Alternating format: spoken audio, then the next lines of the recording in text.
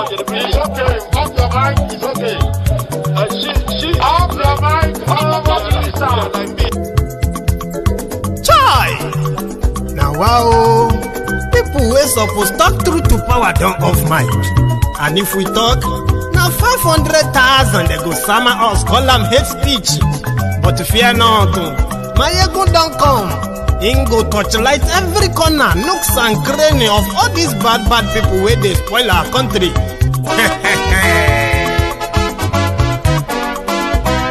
So my people make we loud, oh yo yo. My ego don't come, oh yo yo. My people make we shout, oh yo yo. My ego don't come, oh yo yo. My ego don't come, man of the masses, oh yo yo. My ego don't come, oh yo yo. My ego diary politico, oh yo yo. My ego don't come, oh yo yo. This one not the off in mind, oh yo yo. My ego don't come, oh yo yo. Can in the touchlight every corner, oh yo yo. My ego don't come, oh yo yo. Okay, some people be they holla say they want the power. Chai, them be promise us say we go get light and power. Nah. Them hustle sote they can't get the power. But now they know they do anything with the power. Sure. Every day, dollar just they get the higher power over naira. See them talk say make we off mind, but thank God say my ego don't come. So my people make you loud, oh yo yo. My ego don't come, oh yo yo. My people make we shout, oh yo yo. My ego don't come, oh yo yo. My ego don't come, man of the masses, oh yo yo. My ego don't come, oh yo yo. My ego diary politico, oh yo yo. My ego don't come, oh yo yo. This one not they off in mind, oh yo yo. My ego don't come, oh yo yo. Person where they do evil, no one make person talk. Them say that my yegun, that man too they talk. He too they talk. Say my yegun diary, he they hot like pepper. But every day then they take money in bulk. Poor man picking, they the street they hawk. Still them talk say make we no talk. But thank God say my yegun don't come. So my people make you loud, oh yo yo. My yegun don't come, oh yo yo. My people make you shout, oh yo yo. My yegun don't come, oh yo yo. Man of the masses, oh, yeah, yeah. My ego don't come, oh, yeah, yeah. My ego diary politico, oh, yeah, yeah. My ego don't come, oh, yeah, yeah. This man not the off in mind, oh, yeah, yeah. My ego don't come, oh, yeah,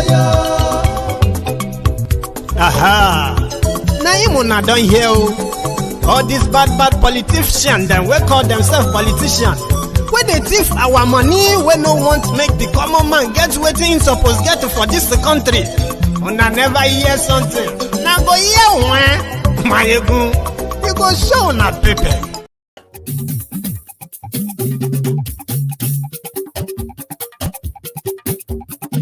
My ego na wamo, la mo do.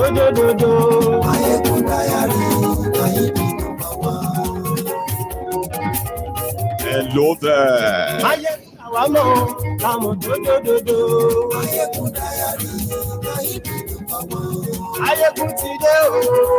morning to you, good afternoon to you, and good evening to you from wherever you are watching from. This is Mayegun Live.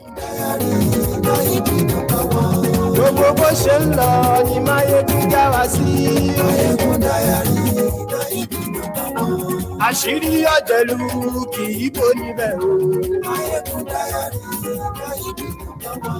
Bó bá ṣe àní Máyégún máa wí. I believe that if you are watching me from Australia, you are already, on the 25th of December, which is going to be that you are already in Christmas, I believe, and some other countries like that. So Merry Christmas to everyone. Godfather is in, kò sí lọ́rọ̀ Máyégún diary. Ẹ farabalẹ̀ ṣe o, kẹ́gbọ́rọ̀ lẹ́nu. Àní Máyégún làwa mọ̀ tó dòdòdò. Thank you very much, Idris Babatunde. I say to you, thanks for that. Yeah, share the broadcast. Invite your friends. Invite your not so friendly friends and tell them that Mayegun today. Mayegun today. Ọ̀jẹ̀lú ẹ̀ súnràkì. Mayegun today. Àní ẹ̀ súnràkì. Mayegun today. Lórí Facebook. Mayegun today. Àní ẹ̀ súnràkì. Mayegun today. Lórí YouTube. Mayegun today. Àní ẹ̀ súnràkì. Mayegun today. Ọba bá gbé wúrẹ́. Mayegun máa bí. Àní ẹ̀ súnràkì. Thank you.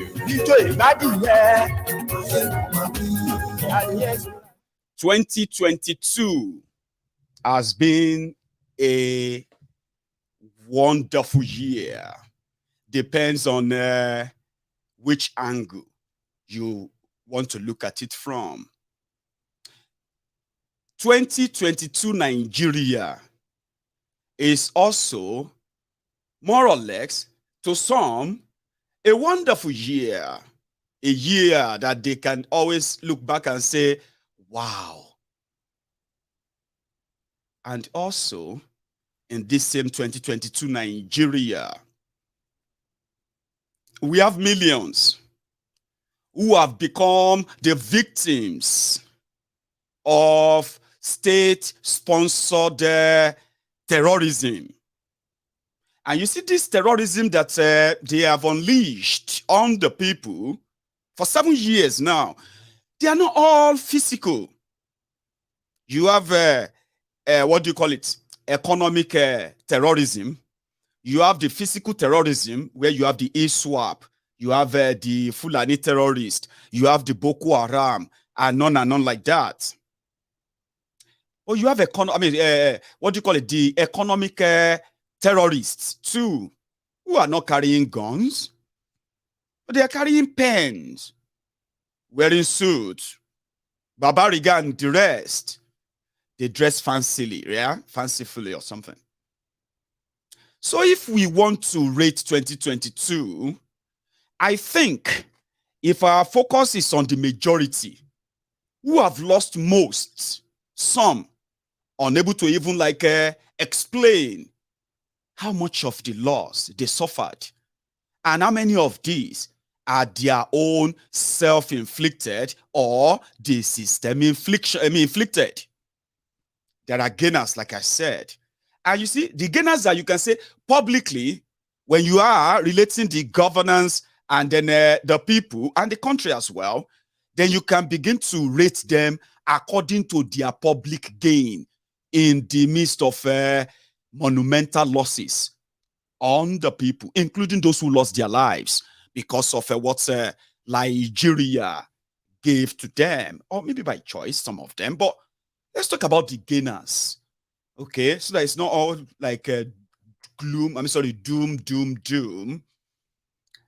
In Nigeria 2022, that is just about 6 days left now, the top gainers of what Nigeria gave in 2022, they start from the politicians.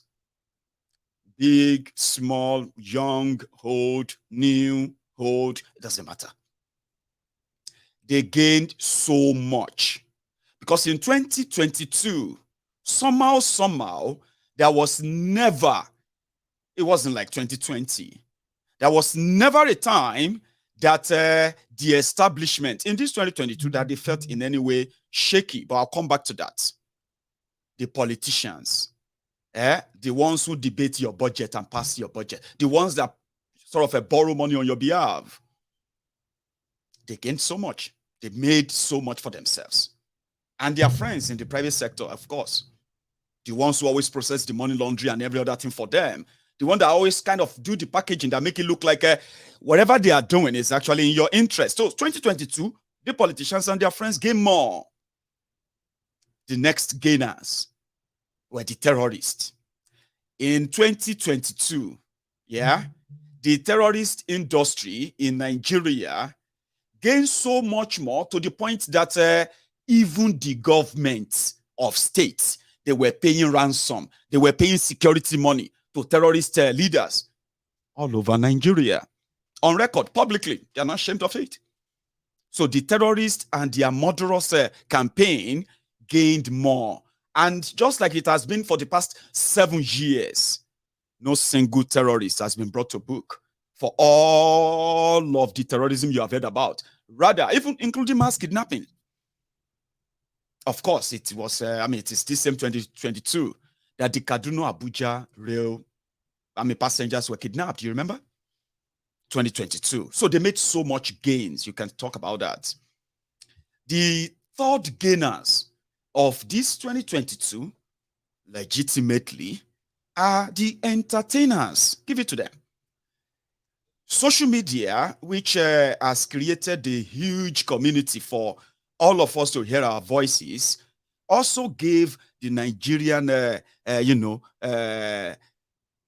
media, no, not media per se, the Nigerian entertainers, it gave them so much, they got so much huge leap this year. That's also top gainers for those who are from Nigeria.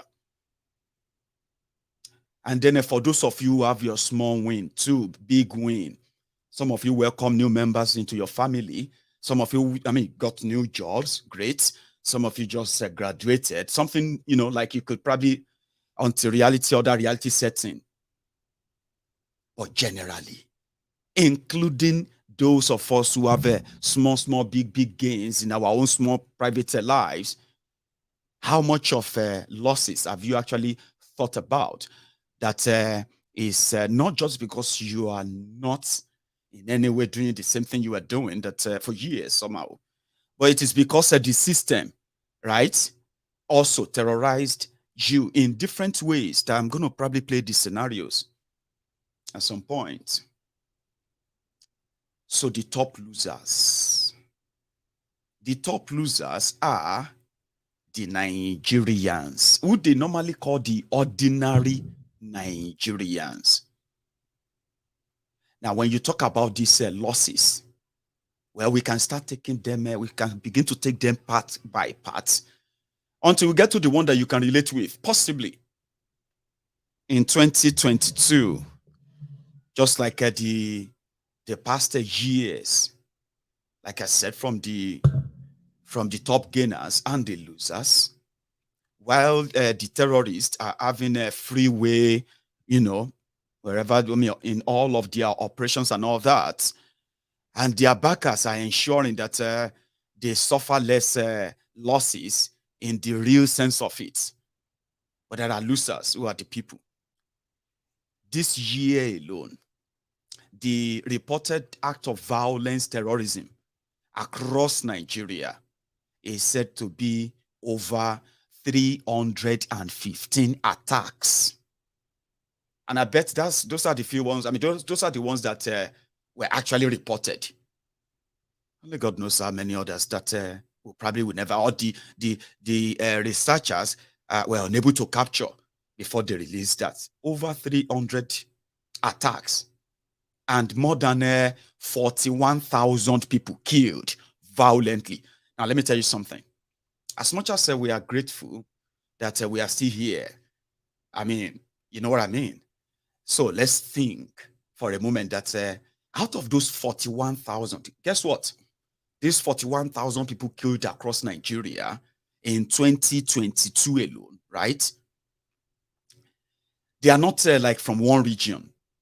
They cut across every part of Nigeria because it is now an industry, if you will say. So for a moment, if you just sit by and be like, we are all going to die anyway, right? We could die, we could, any time, whether you're old, whether you are young, or whatever it is. Out of over 300 attacks that claimed so many lives up to this moment, these are people who died violently. They were not sick. They didn't sort of get involved in an accident. These were people that were caught in their prime by the terrorist actors that have never faced any justice. So for a moment, if you probably just close your eyes and be like, 41,000 or maybe more. That could be anybody. Do you know that? I mean, gone are the days when you will be like, some certain things, some certain things can never happen around you because of where you are based or where you are located. Now, the today's Nigeria of 2022 under APC, Egbekegbe, no law. I mean, as kind of put discredit, somehow discredited that. Now you can get gone and done for violently in a massive and terrible way, just anywhere and anytime. So, and that is why people coined that, that common balance, which is yesterday's survivors are today's victims.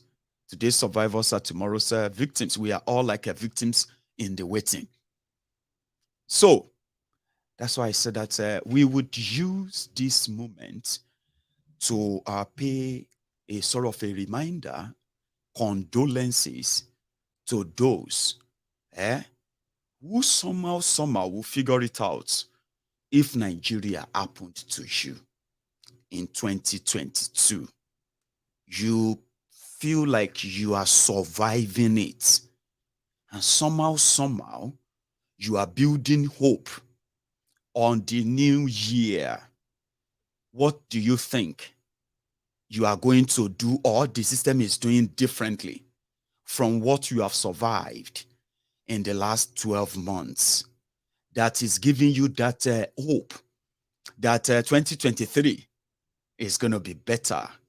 I don't mean to kind of scare you or in any way sort of make you feel like it is not good to have hope. But at the same time, if you can think deeper in this narrative I'm about to take you now, okay, then just maybe, I may be able to help you to manage that your hope, so that the same thing that happened to you in December 2021, now here you are, nothing has changed. Rather, a lot has gone worse, but you are grateful to be alive. At least I'm alive. We go again 2023. But in my own, in my own discovery, the 2022 that you are surviving right now, may God still give you the strength to finish Amo. 2023 is pregnant with more Shege. Now, here is the good side of that. Some of you are surviving this year, despite everything Nigeria thrown at you. And somehow, is going to an end, and you are still standing. And probably you don't even think you can survive the same treatment or worse in 2023. So I want to prepare your mind into managing your expectation, as long as you are a proud Nigerian. So let's take it one by one now. The system that failed to keep you safe, the system that make your surrounding so harsh, so hostile, that everyone is always looking for an opportunity, a sort of an open window to escape the generational systemic poverty that Nigeria old system represents. In 2021, just a flashback, some of you this time last year, December, you had the job. But this is December 2022. You are jobless, struggling, covering it and trying to put up appearances. But do you think if that same thing you are experiencing right now continue to the middle of 2023, do you really think you can still hold it together and beat your chest and say you are a proud Nigerian? Now, I said something about the physical terrorism which is the one that spread the fear of the unknown, the fear of we don't know when this is going to happen to us too. That's physical. There are some that are not really physical. This is one you call the systemic one, where you are economically surviving a year ago, but today you are now economically struggling, but you have faith that things are going to get better. Hold on to that, but with some clarity too. In 2021, we have some of you whose dream of 2022, despite your one Nigeria and defending your usual oppressors, yeah, your dream then was to Japa. And I remember in 2022, Japa became the trending word. You know why? These are the young and old Nigerians who were seeking an opportunity just to get out of Nigeria. Now, it has never been seen before with the surge witnessed in the last 1 year ever. Maybe today, people, they travel. Now, when the economic jihad, when the economic terrorism, when they started holding base and everyone started feeling the pang, people started devising how would they get out of this? Japa became the trending word. But guess what? The United Kingdom, the UK, quickly saw an opportunity through the Nigeria's ruining leaders, as you call them, instead of ruling forever. They opened a small door to suck out the experienced medical practitioners who are going through hell in a country they call their own, where politicians place no value on them. I mean, it's obvious, isn't it? They don't trust the system, so you are on your own. So everybody was like, a lot of people wanted to just leave the system. So many of them who swore the what's it called that thing? Ocratic oath, what's it called? They had to give up that oath of caring for the people when they are seeing their own family, loved ones going through hell, and they couldn't help economically. In just 6 months, UK government brought in over 7,000 Nigeria trained medical practitioners. Now you have inadequate healthcare system, so inadequate. But the old order and the old way of doing things, promising you something and giving you something else, the brain drain that has contributed to what people are suffering of in Nigeria today: terrible leadership, horrible human beings, heartless and selfish, greedy criminals in charge of your country. So the balance is that the worst of Nigeria who are left there are now in charge of Nigeria, when the best of Nigeria are now outside Nigeria.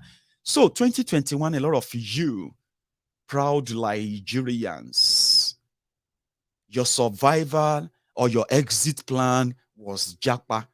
Some of you succeeded. Many of you didn't. So you are in there. Those who didn't, or those who had no real money to pursue that in 2022, they were able to give the hug to those who lost out, who couldn't Japa. No, you are going nowhere. We will suffer this together. Now, that particular one, you probably are planning to Japa again in 2023, while on social media, you are a proud Nigerian. Just this year, more than 10,000 Nigeria-trained school teachers are going to be given work permit here in the UK, permanent residency, work permit, and like I said, as long as the old order, the old system that keeps us or brought us to this level are still much of your favorite, it is ideal just to remember those who have become the victims this year. More people lost their jobs in 2022. A lot of you didn't just lose your economic power. You lost so much more. Relationship crashed. Marriages, family torn apart simply because economically the survival of this family has become so difficult that they couldn't put it together anymore. There are victims, these are victims of the economic jihad of APC. Egbekegbe. You know why I'm saying this to you is that 2022, that so many of you survived. You probably feel like you survived it as well because of your faith, the grace of God, God of this and that, and those who have told you that if you keep that faith, and have you not noticed? Maybe it's just me. Have you not noticed that even those who usually use religion to give you false hope in Nigeria, even they themselves, they are no longer that stupid anymore. Have you noticed? It is the mood, the reality that even though if you want to be politically correct, for example, let's say, oh, you are for this A, or you are for B, or you are for C, or D, whatever you choose to align with. The bottom line is that everything that the system thrown at every one of you, none of you has any immunity against them. You have no immunity against insecurity, you know that. You have no immunity against epileptic power supply, you know. You have no immunity against a poor healthcare system. You have no immunity against a terrible, ruined, and then almost exist, what do you call it, education system. Now, you are not immune to all the consequences of all of these stuffs, whether you are APC, PDP, Labour, NPP, or whatever, doesn't really matter. Every one of you, including those of you who left Nigeria, and you believe that you have escaped, and you could indeed put up that, this fake patriotism on social media because it's convenient, it is safe, far away from Nigeria, as they say, loving Nigeria from abroad, patriotic Nigerians from abroad, right? Now let's come back to this. You are not immune. None of us is. As long as the roguish system exists, whether you are for or against, you are not immune from the consequences that it represents. Now, I'll put it this way. You've lost your jobs. You are struggling. The statistics is showing. Now, a lot of people are struggling to actually survive. We know that. But when we want to talk about this survivor, there are some certain things that are basic. And they are so real. Enough that if you think about them very well, you probably will understand better the danger of the choice you are making when they are discussing whether Nigeria should stay or Nigeria should break up. Do you understand that? Like understanding the deepness of your choices, the consequences of your choices, and how much of it you probably should do without. Now let's take a look at one. There are so many people who are dying now. It's not new. It's not that it is new, but I'll tell you where the economy, the economic side of it is, in fact, contributing to the early death, untimely death, as well as, like preventable death among our people. Underreported because people are like so used to it. They say, why did that person? They told us to go and pay 10,000 naira before they could even admit him or her, before they could even touch her, before they, you know what I mean? And we didn't have the money. Before we could get the money, our mother is dead. Oh, my son died. You know what I mean? Now, there are more people dying now through this poor healthcare system, and there are more people also falling more into debt, into poverty. Now, let's break it down. We all know that if you want to survive Nigeria, you need to do everything you can to have some money. Okay? That's what it is. You need to, or you should have some means of, getting regular income. It's almost the same everywhere, but the difference is this in Nigeria, because you have to pay for everything yourself. Now, if you have the capacity to pay for everything yourself, healthcare, despite even paying your taxes and all that, so you have to pay for everything yourself. Now, that means if you don't have to beg or ask people for help financially to pay for education, to pay for healthcare, to pay for housing, to pay for things that are like normal, if you are like earning money, you should be able to do yourself. So this is what happened. The economic jihad, which is state institutionalized, started from the people who actually places or build value around what you get as a reward for your own work on anything. And what is your reward for every work you do? Money.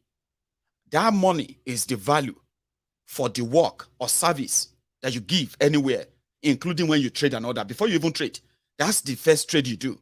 When you give service and you get paid for it, money. Now, when you work so hard, like every regular person, and you get rewarded and get paid, that money and the value that comes with it is certified and determined by those who don't work at all. They decide the value of that your money based on your own supposed hard work. And how can they rate your hard work? When you work, you pay taxes, they use your taxes for you. Infrastructure and things are built, right? Enough to create even more jobs. Now, when more jobs are created, more people pay more taxes. Government have more money. And when those money are invested in healthcare, education, right? Policy can save you a lot that says, listen, as a citizen, you and your family, you have access to free healthcare because you work and you pay this towards the system. And millions of you are doing the same. Now, when your tax works for you, right, it simply means that the value of the money you are holding, right, from the set goal, is something substantial. Now, when you now take it further, the people that doesn't work, they don't work, they claim to go to school, study how money work. Then they decide what value is placed on that money. Now, for years, while many of you believe that hard work pays, they were scheming, adding the figure zero here and there. The consequences of that is on the pressure on your naira, which is no longer serving you, but them, who are so selfish when it comes to foreign things, foreign education, foreign healthcare, foreign shopping, foreign bags, foreign shoes, foreign this, foreign that. Remember, they don't work. They claim to be working for you. And they make decisions on your money. To make that happen, they have to stress that your naira. What is the consequences of that? You work and they pay you 50,000 naira. That's a lot of money. Shouldn't it be a lot of money? 50,000 naira. But as a Nigerian yourself, when you take that money, you know that it sounds so big, but the value of that 50,000 for anyone that gets that on a regular basis, it is called just to survive for the next day. And guess what? You are still working hard. But you didn't know that behind the scene, they were doing what is called the round tripping. Round tripping, whereby people who have no business are trading in dollars, forex. People who have real businesses, but they have to make your economy import dependent, right? Importing everything you need as a country will never give you job. But guess what? To use a modern mechanism, to grow food, process them into different products, create jobs, boost the economy. Suddenly, that became all talk, no action. In fact, all talk, another looting spree. So the consequences of that is that they dipped you more in debt while you are working hard on that street to make some money. The value of that money continue to depreciate, even when you are doing almost even times 3 or 4 you used to do. This is the effect, and it is called economic jihad. Nobody is spared. Economic jihad is when you who believe that saving money,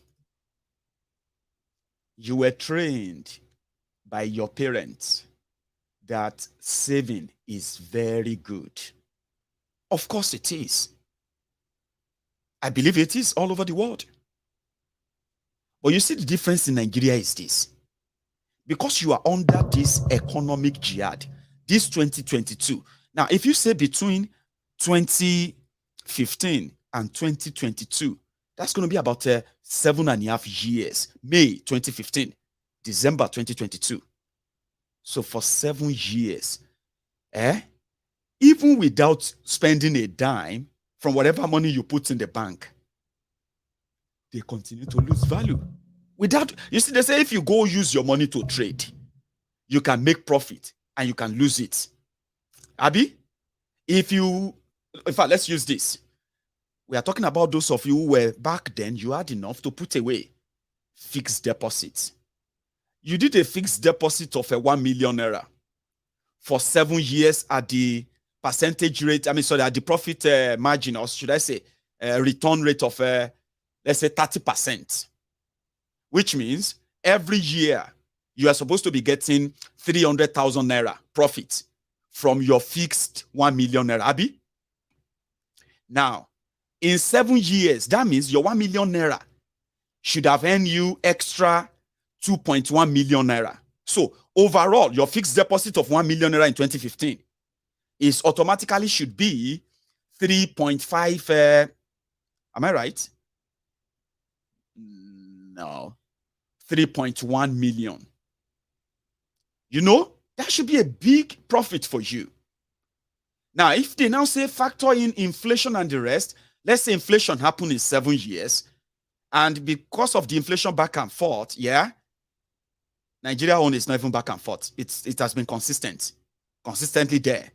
Now, what happened is that in 7 years, Nigeria inflation today is over 50%. But officially, they are claiming that your inflation is about 22%. I don't believe that. You know why? Inflation means that somehow, whatever you are getting for 10 naira has now increased by 22%. Sure you get. So it's now probably 12 naira, 20 kobo. After the 22% inflation, should be maybe 22% inflation over 10 naira. So the sachet water that you are buying for 5 naira in 2015, in 2022, with 22% inflation, ordinarily should just be how much? 12 naira, 20 kobo. That's what what am I even saying? Probably 6 naira or 7 naira. That's what your pure water should be. But today, you are buying it for how much? 10 naira. Well, that is 100% inflation in my own book. Do you get that now? That's times 2 of what you used to get it for back then. Right? Now, same thing now goes for your money. Your 2.1 million naira fixed deposits. In 2015, or should I say, if it was to be 22% inflation, that means somehow, the only thing you should lose, the value you should lose from your 2.1 million naira, should be somewhere around there.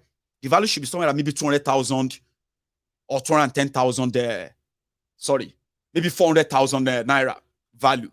That's what you should lose, maximum. Sorry, I'm not good in mathematics, so just manage my rough estimate. You know what I'm trying to get at? But the truth is this.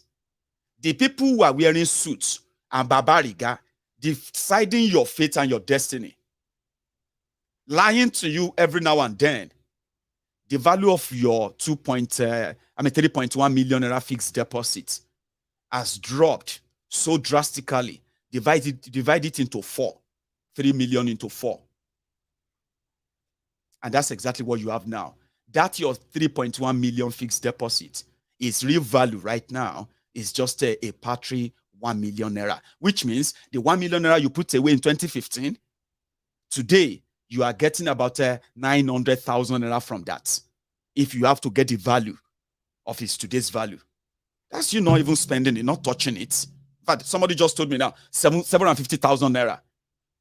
So now tell me, if you have no idea how this really affects you, for those of you who have money, I'm starting with you who have money, I'm still coming to those of you who are like me, the ambelowns.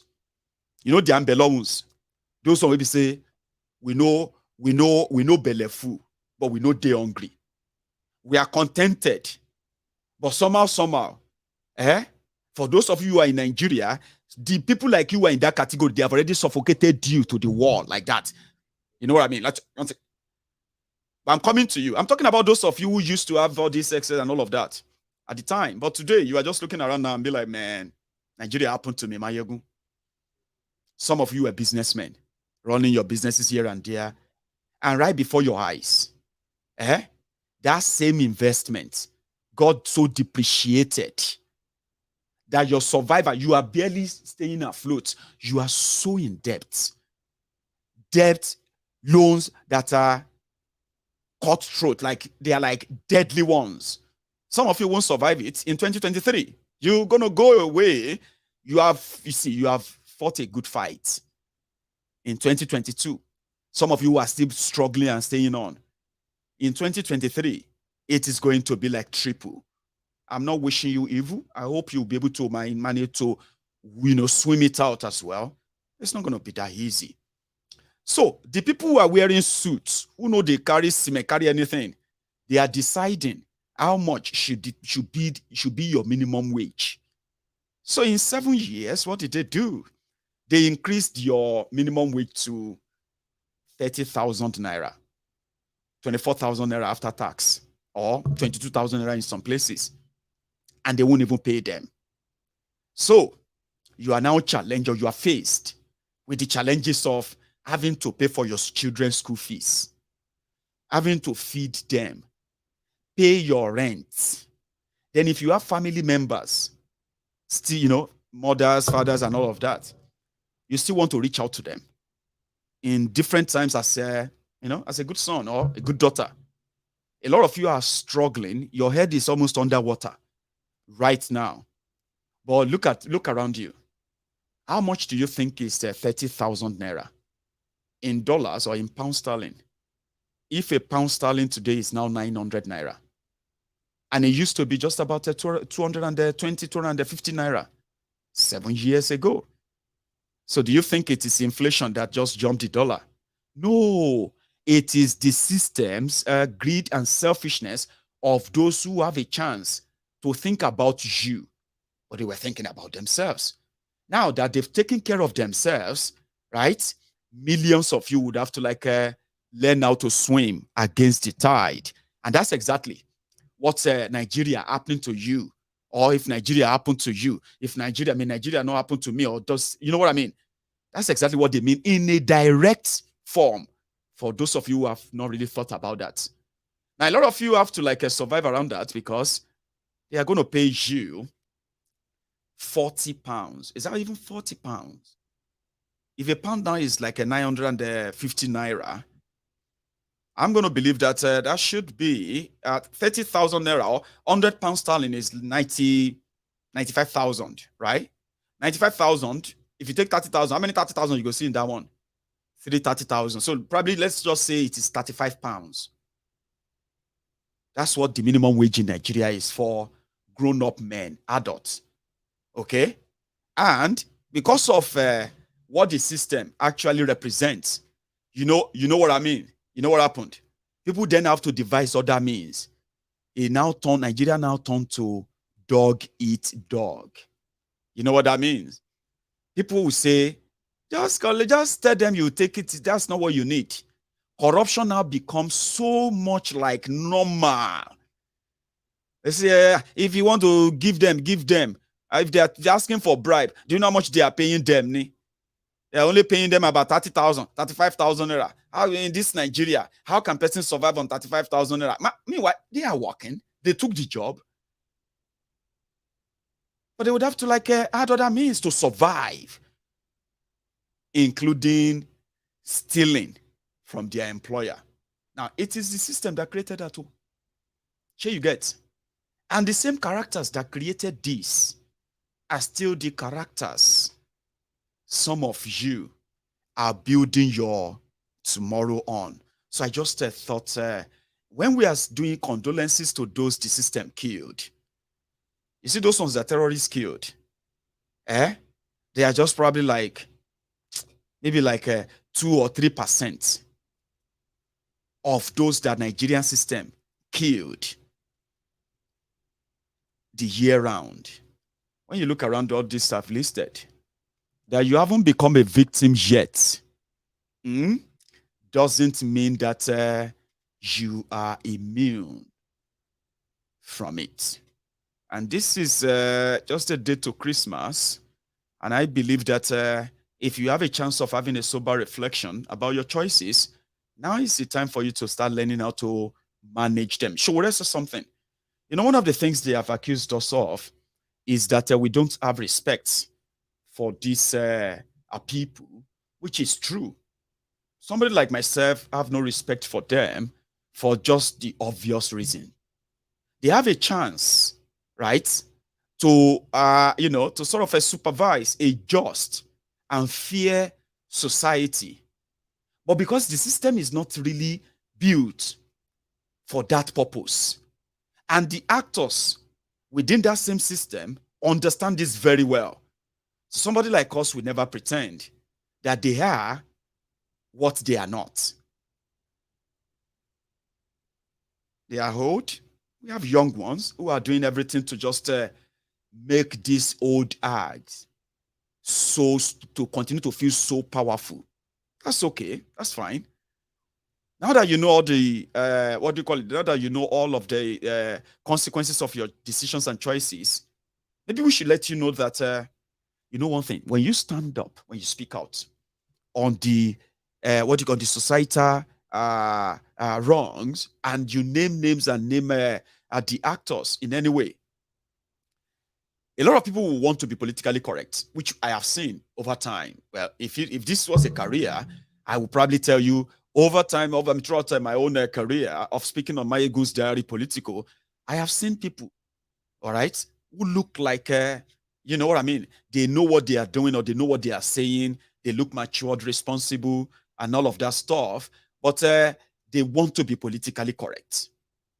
You know, being politically correct is that, comes with some sort of an ingredient, like you don't want to be so hard on somebody or people who are from your own ethnic nationality or tribe, or people who actually practices the same religion with you, no matter how much their involvement in this rot. So you probably want to sort of veil your prejudice or your bias and pretend to say, well, just talk it out. That is being politically correct. But you are always this loud, as long as the people that they are talking about, the actors and then the players in what is going on, as long as none of them or nobody is mentioning anybody from your tribe, from your own ethnic nationality, from your religion, you are comfortable with that. It is called political correctness. And people who are always politically correct, you know what they do? They appeal to your sentiments. For example, they can use things like, I don't know if that is much common anymore. They can use things like class.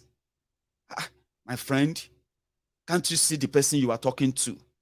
Can you see the margin? Somebody that can buy your entire family. Eh? Don't you have home training? Didn't they teach you at home to respect people like this? Or, now, if this person come for you now, people will be thinking that one big man.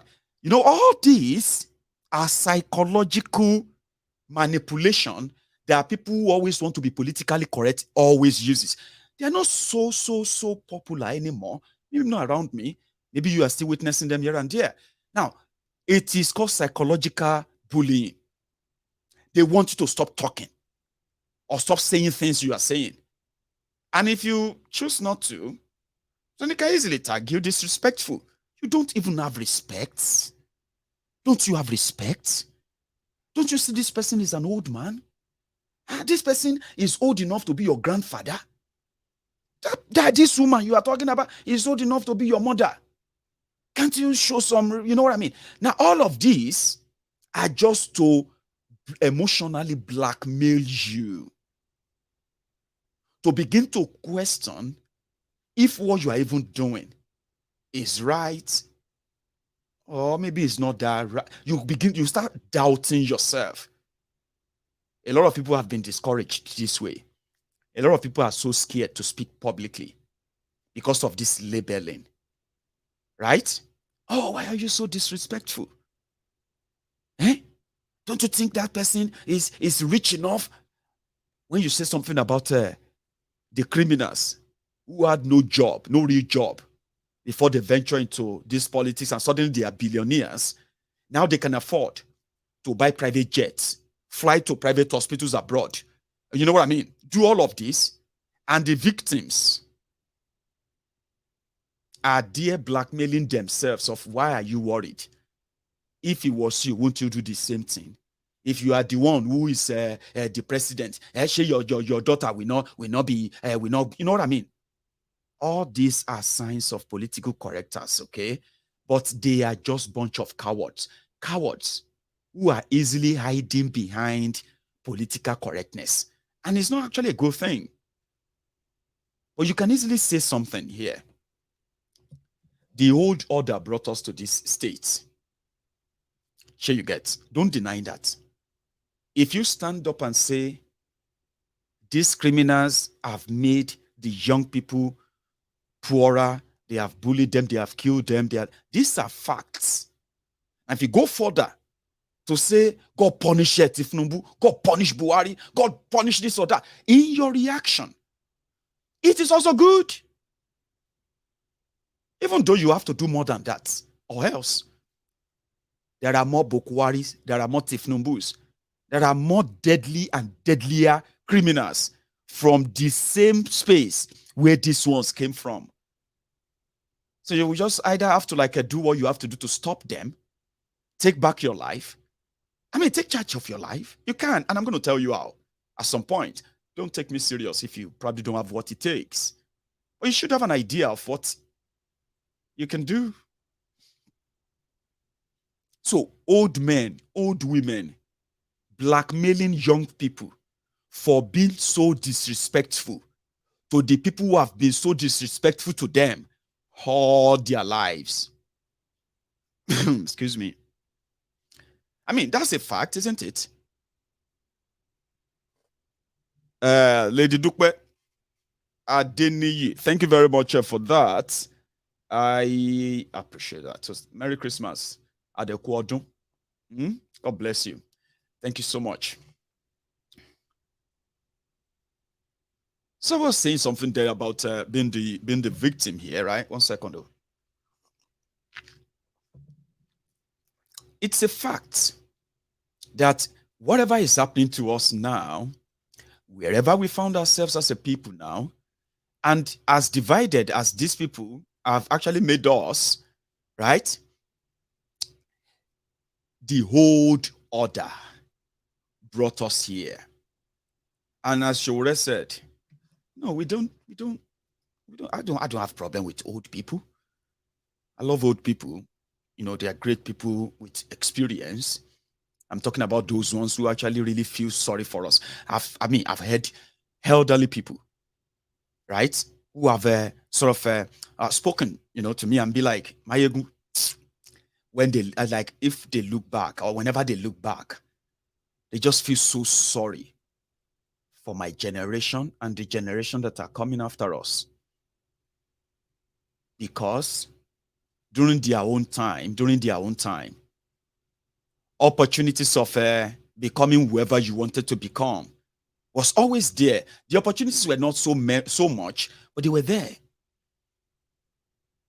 And it doesn't matter whose son or daughter you were. It was there. The opportunities were there. But today, they are seeing young people being misled left and right. Their lives and their adulthood, their teenage and childhood are being so ruined even before they were born. And they were looking forward to, they have no idea what kind of, future, if all of us have a chance of seeing that future, what kind of future is going to be like from this generation when these real caring elderly people are long gone. So they are worried. So we don't have problem with old people.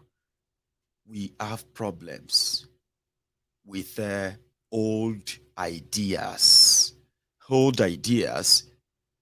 that brought us to this level, brought us death, underdevelopment, corruption, poverty, terrorism, name it. And as you are hearing all this, there are actually victims that these old bodies are living in their trail. I mean, Showore was like, they asked you, you don't respect something like that. Or why do you hate old people? Why do you hate all these old criminals? And I was like, I don't hate old people. I don't have problems with old people. But the whole idea, the whole ideas that brought us here,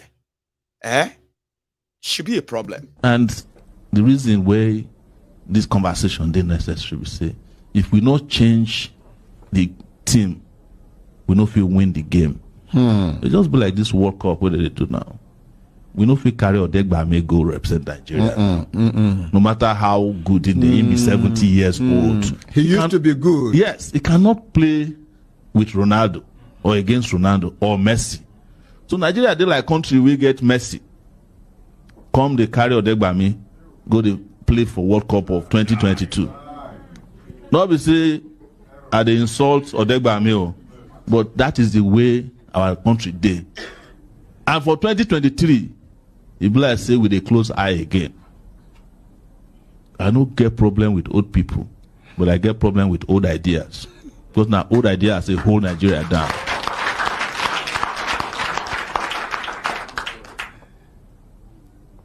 This is something that can be referred to.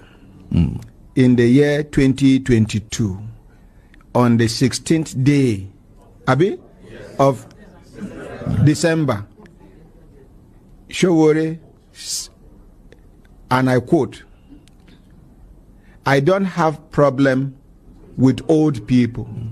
I have problem with old ideas. Yes. You get that? So when this psychobullying begin to take hold, or how do you know how psychobullying really works, or when it's manifesting in the people that some of them are elderly who have used this psychobullying, get home training. Don't you have a father at home? How can you come to public and say all of this about this our leader? At least I'm not in support of them. You know that I'm not supporting them. But you know what? It's this thing you are saying is lack of home training. They are psychobullying you to make you feel so bad that you are speaking up. They say, why don't you use another language? Why don't you just beg them? Now, let me tell you when psychobullying actually like manifest. Somebody said, Taiwo Oladele, Sowore is wrong. Absolutely. What do you mean by that? Maybe you tell me if we get to a section where we kind of we have a phone call, okay? He is wrong when he say he had no problem with old people, but old ideas. Okay, maybe you tell us more on that. But psychobullying, when they like say, well, you know, when they begin to manifest, then that is when you start hearing people. They will start saying, is it the only person doing the same thing you are condemning? Why don't you go and condemn that other person too? Or is it because this person is an Igbo man and you talking, you are Yoruba? Oh, is it because this person is a Yoruba and you that is talking, you are Igbo? You know, that kind of, because people feel like I said, it is when they are now like you know, when they are psychologically, sort of bullied into believing that as a Yoruba man, even when you see that your own people are also involved in this rot and destruction, as a Yoruba, you are not supposed to say it. Just keep your mouth shut. At least you know that it's not only Yorubas that are there. So why are you talking about the Yorubas? Are you not a Yoruba man? Or if what you are talking about has to do with religion, for example, let's say Islam, then those who are like psychobullied already, they are going to ignore every factual thing you are saying that brought about that conversation, and they will pick on, are you trying to cause religious problem, Mayegu? In everything you are doing, Mayegu, please, just don't ever touch Islam. Oh. We don't take nonsense. So I love you so much. You know what I mean? That is because at that point, they have been psycho-conditioned that whatever is the problem that Nigeria is facing, please don't touch religion.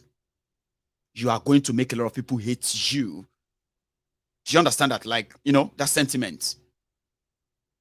Because some people have psycho-bullied them that if you go and say, you know, you can say anything you like. Oh. If you should go and say something about Imam, or you go and say something about Chief Imam, or Sheikh somewhere, or you say something about Muhammad, some people will come, they will kill you, so you better watch your mouth. Oh. Even though they know that is wrong, yeah, but they have to psycho-bully you into realizing that that's the extreme they can go.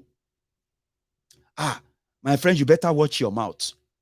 I mean, I like everything you are saying. You know, all these pastors are not, you know, men of God are not like politicians. So, men of God can curse you. Men of God can do anything. They can kill you.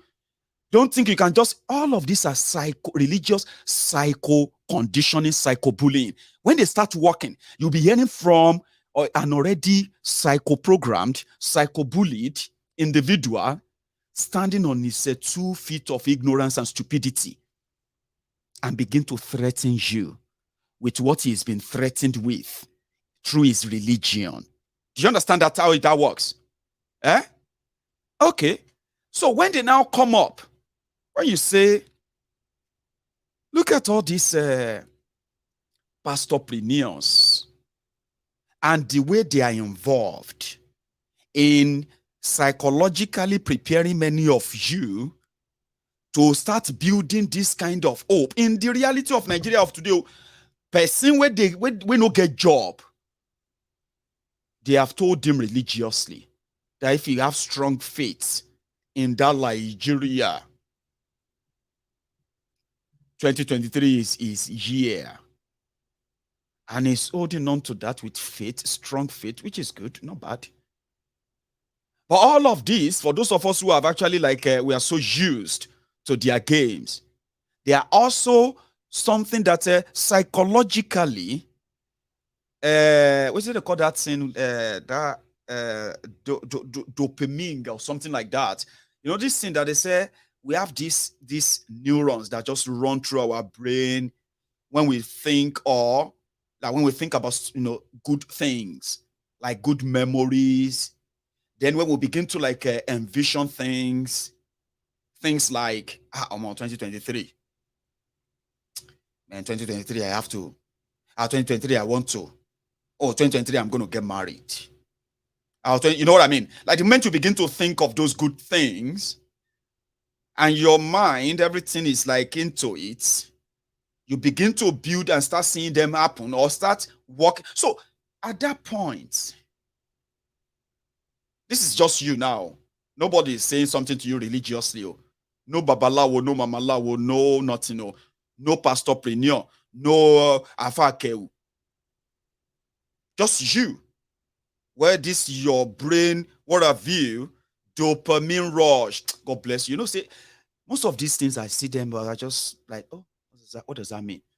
I don't, you know what I mean? So thank you very much, Jared. Dopamine. I've got doctors here. Rush, the neurons in your brain, everything will just be like, oh my God, I'm going to marry Lekon next year. I just pray that Lekon's promotion work. Once Lekon gets promotion and he start earning like 850,000, and I'm also like doing my own business on the side, which is also fetching me some money. We are in love. We're gonna get, you start. If anybody say, Sharon, Soli, say waiting, Soli waiting. They hear people they agree again. No, we are fighting for this country. We are fighting for our life, and they say, no, may I go there now, may them go kill me. What if I go there now and they shoot me? What if I go there now and I become this or that? Because you are already building something so nice. And your mind and everything is already like, you know what I mean? So that is the work of all these seers. Babalawo, Mamalawo, Pastorlawo, Alphalawo, what is it they call them? Brother Lawos, Sister Lawos, and all the Lawos that are also telling you, they used to tell you, close your eyes. 2023 is your year. Oh no, sorry, 2022 is your year. 2022. That, you know what I mean? Those who told you 2022 now your year, you are about to go for another crossover with the same prayer points. Do you know why you keep going? Because at some point, your prayer points are the good things that you are wishing upon. Some of you are going there for, safety, insecurity. God protect me and my family. I thank you from January to December. I'm going to another year, protect, that stuff, These are what dopamine in you actually builds with the neurons in your brain. And they are those things you call hope. If I ask you, what is your hope? Can you describe your hope? You say, Baba, I never marry. I never build house. My mama, my papa, they never start shopping from the fruit of their labor.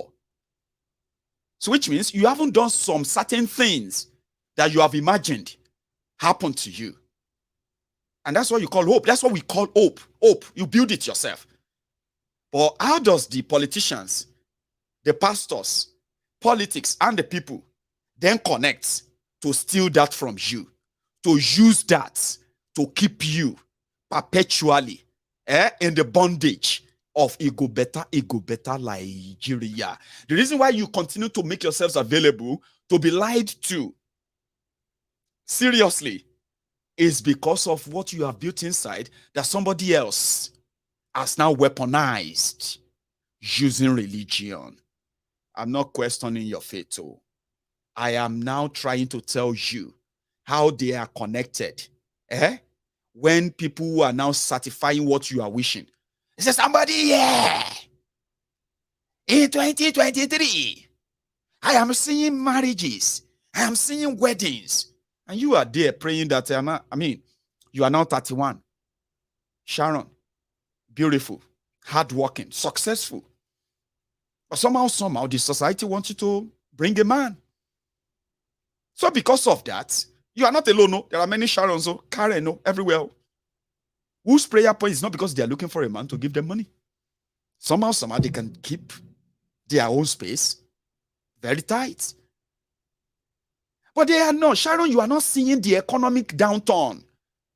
Sharon, you are not paying attention that young men and young men of your age, younger than you, older than you, are running away from responsibility. They call it responsibilities because the economy that the system foisted on them is not favorable for them to settle down. You are not seeing that. Now, did I just say something to you that you don't know? Of course you do know. But somebody else is now weaponizing it, saying, Sharon, there are many fishes in the river. There are catfish. There are tilapia fish. There are tanwiji fish. Before I choose you, one person will choose you in that river because he's now weaponizing what you are building your hope on. A lot of people have been scammed for this. But guess what? It is not because God knows the answer prayer for those of you who have faith. But you are not paying attention to the real devil, the prayer preventer. Nigeria that we said should not happen to you. We said Nigeria should not happen to you.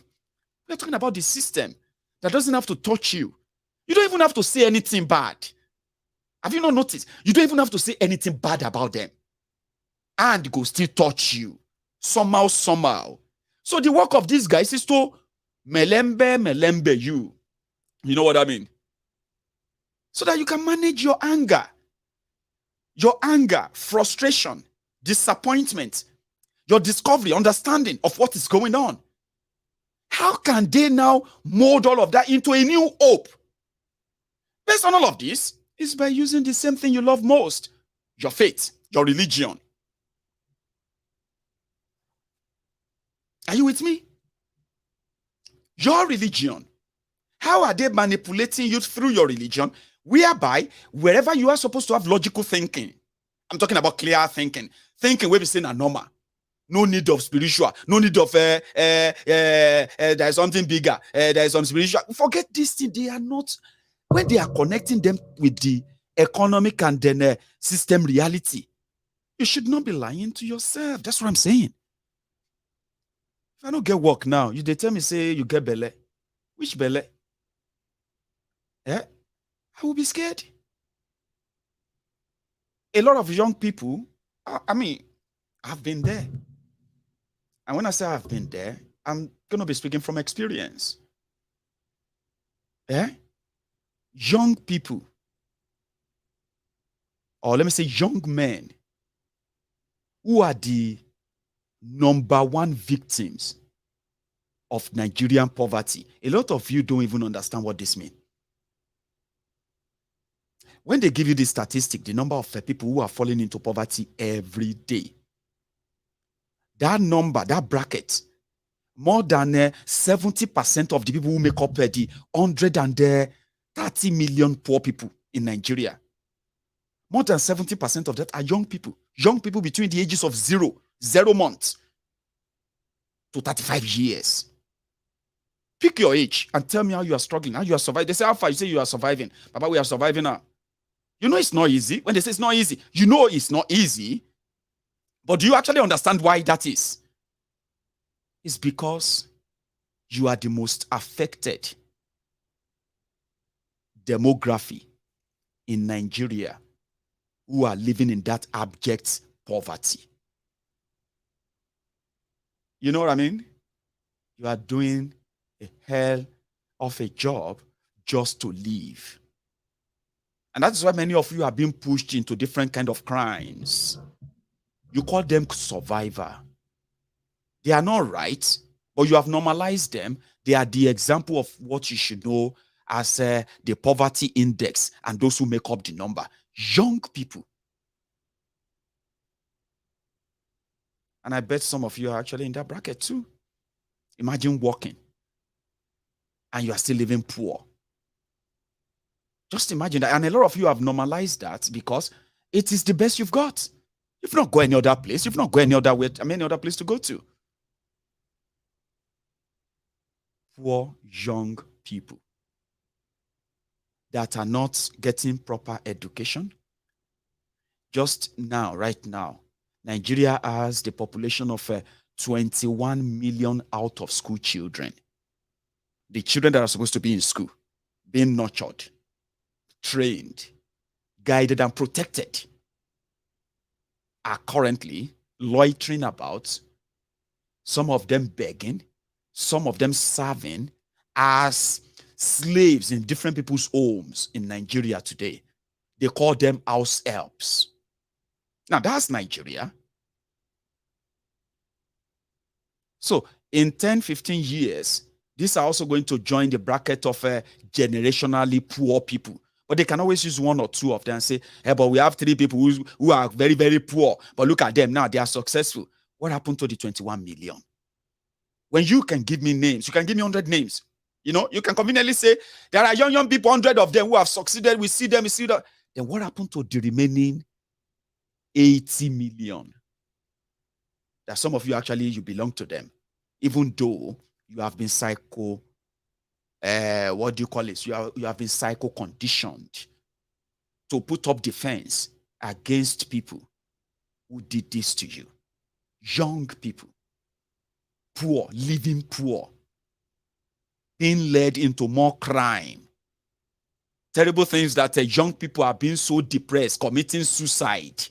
I'm talking about a lot of them also suffering from mental health problems, not getting adequate help, adequate medical support, not getting adequate psychological support. They are just flung out there to go and become the beast that you see every day in Nigeria today. Now, that is dangerous for that future if you understand it very well. So the old order did all of that. The old order pushed us to want to do something different. Something different. And one of them is that if we do it differently, we believe there will be different results where young people should be able to say, no, we want to go this way. And when you say you want to go this path, it should be a path. Uncharted path. You know what uncharted path means? That a place where it has no footpath or footprint of the demagogue who did this to us. And that's why I said that if you have been a victim, unable to pay medical bills, falling into poverty because of health care, losing your loved ones that should probably still be here with us. You know, I didn't know something until now.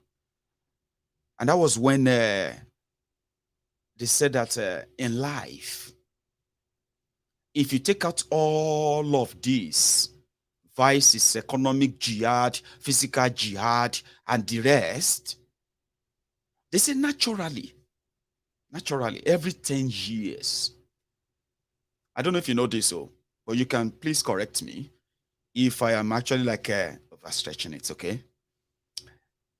They say that in life, every 10 years, every decade, we are bound to lose the people that we truly love. You know what I mean? People that are closer to us, that we love every 10 years. It could be family members, it could be colleague, it could be anyone, it could be you, it could be me.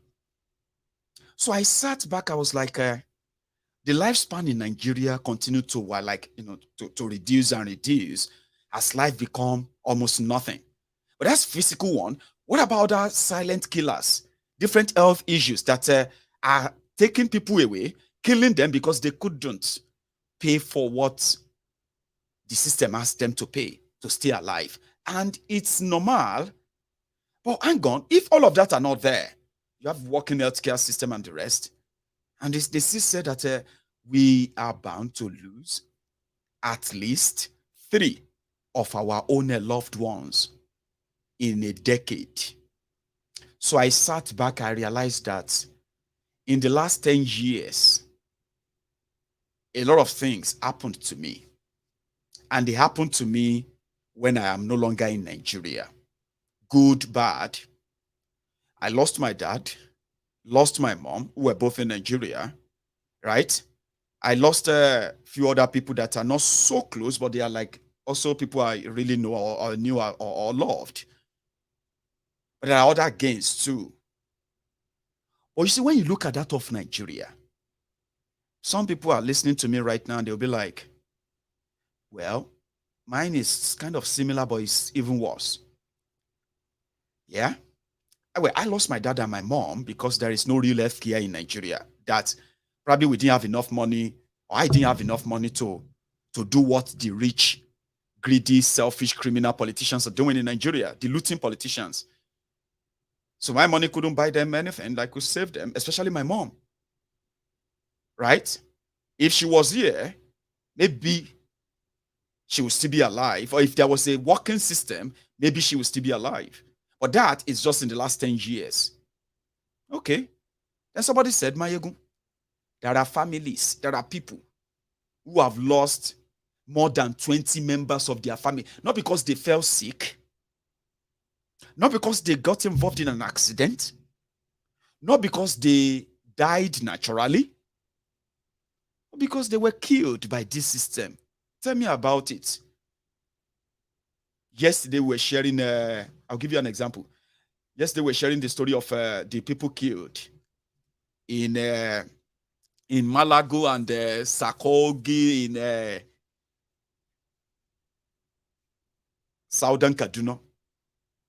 Now, if you take a look at some of these, right, this is not like natural disaster or anything, right? This is just like the act of terrorism. And if you begin to see something, you realize that in a single day, just in a single route, some families lost more than one or two of their loved ones. Some families actually lost the whole family during the onslaught. And that's exactly what I believe the Nigeria that the APC Egbekegbe have actually brought upon us. This is what they represent. I'll be back.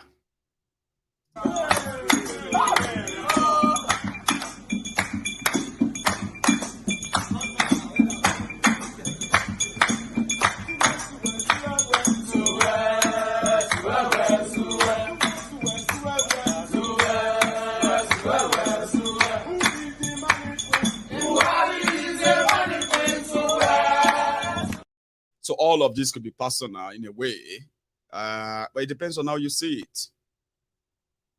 So today, all of this turmoil, all of this have also created even more complicated and some straightforward, sort of direct problems now. Or should I say direct and indirect problems?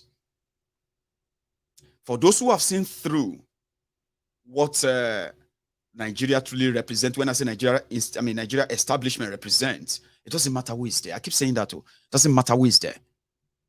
It is the same treatment you're going to get because it's the same system.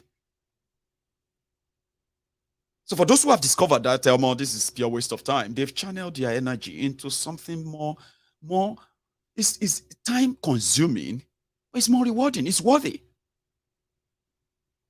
Self-determination. You know, there's something I want to share with you on this process of self-determination that you should know. Nigeria represents chaos, violence, and all of these are not creation of, the people themselves directly, right? But they are the creation of these rogues, which people are reacting to. But in all these reactions, there are some certain information that we should, please, never miss. You know that in most cases, people will tell you to have your independence. It's not going to be a tea party. They are right. It's not cheap. It's not by pushing. No, it's not. They are right. It takes more. Now, when people say to gain your own freedom or independence or any other description they give to it, people will die. They are also right too. Because even those who are going to die, if they are not, because ordinarily they will not be you having to kill yourselves. It will be the reaction of those who don't want you to be on your own. That is why this short stretch of explanation I'm going to give to you is crucial, is important, and they are always open for debate. I think that's the right word, debate. To gain freedom from something is not free. There are prices to pay. Absolutely. But there is something called, in my own research, if I have to put it this way, there's something called preparation. And there's also something called aggression. Now, aggression, in my own study, is what comes last. Preparation comes first. And do not let anybody tell you otherwise. If you believe in referendum, and what is referendum? Referendum is when people have to choose and vote on a particular subject or proposal of national importance for the people of a particular area. It is politics, democratic, and it involves meeting with the people, selling this to them, bringing them on board, and then making it a big show. Now, preparation. If you take aggression without being prepared, what you are doing is called suicide. And I'll break it down. To have a team of dedicated people who have a clear explanation, steps, and what have you on what they want and how to achieve them, it all starts from this set of people identifying themselves and identifying their roles. I'll give you a few instances of areas that attempts of are people so concerned and determined to break themselves away from whatever current union they are part of today. There are many countries. In fact, there are over 40 countries that want to break up from their current union for whatever historical this or that brought them together. A lot. Over 40 countries all over the world, which Yoruba nation, the Yorubas, are part of them. Now, let me tell you what process is actually involved in determining if you have what it takes to break ourselves away from a contraption like Nigeria. Now, it all starts from the idea. Now, the idea of self-determination, right, also comes with a preparation called self-autonomy or political autonomy, economic autonomy, and other autonomies that comes with the people who have decided to take their own destiny into their hands. So let's take Nigeria, where the battleground is first. We have spoken about the generational cycle conditioning, the fear-mongering and every other thing that they have used to keep people to keep believing in the old order. We've spoken about that, and we've spoken about the victims, which are in their millions. Ignorance of what it actually takes to be free in that context, yeah? So if somebody tells you that you could be one of the greatest, luckiest people on earth, determined by where you come from, and every other thing that comes with being a citizen of a country that actually acknowledges you as a citizen. Now, it all starts from a group of people when we go back to when the likes of a Chief Obafemi Awolowo and others who actually muted the idea of independence.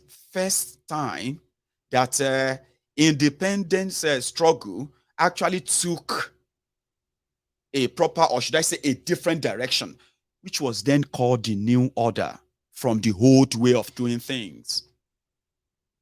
So people felt like they could do better and deserved better than what the colonial Nigeria had to offer. So what did they do? They found the people of like minds. No internet. They shared the idea of what a prosperous Western Nigeria or Western region of Nigeria will look like, or should look like. And what actually it should be so important to these nationalists who are now determined to take a part of a colonized Nigeria out of that colonized Nigeria, even if others are not ready. It didn't take long before they found people of like minds. And it wasn't long as well before they were able to develop the ideas that is relatable to the people of the place they want to free at the time. So what does this mean with you? It simply means that you need to take control of what is actually happened in that particular region. You need to have the real reliable data that tells you things that, somehow, you will share with the people, that shows to them that if they are well managed, if the people are well behaved, right, they can have something better. In fact, they will deserve something better than what Nigeria has to offer. Now, as a group, it simply means you are going to go into the inner grassroots land of Yoruba land with one single message, the message of we need to live. And this is the process of living. Now, the process of staging a walkout from a union, from what I know of, it could take generations to achieve, especially if the coordination is not indeed grounded. When I say grounded, it has to be what you want. It has to be what you have to want. So how do you make that happen? First, you have to get involved in the day-to-day lives of our people. And at the same time, when you get involved in their day-to-day, right, which means you are present, as a group of advocating for the independence of Yoruba nation. Let's use that now. So you would have to first tell ourselves the honest truth, which I have said repeatedly on this platform, and I'm going to repeat again. Until we take control, until the people who actually care for Yoruba land, until they take control, the following controls: the economic control, the political control, the governance control, and everything that has to do with Yoruba land right now. Until you take control of these things, it will remain a tough call to turn the wheel right now. I'll tell you more. I was reading this Punch newspaper interview with Akeredolu, the Ondo State governor, that was bragging himself to be pro-Yoruba this, pro-Yoruba that. But all of these have been used in the past. So when I said control, let's start with the governance. The people that have kept our people down for whatever we are experiencing in Nigeria today, they've always been Yorubas.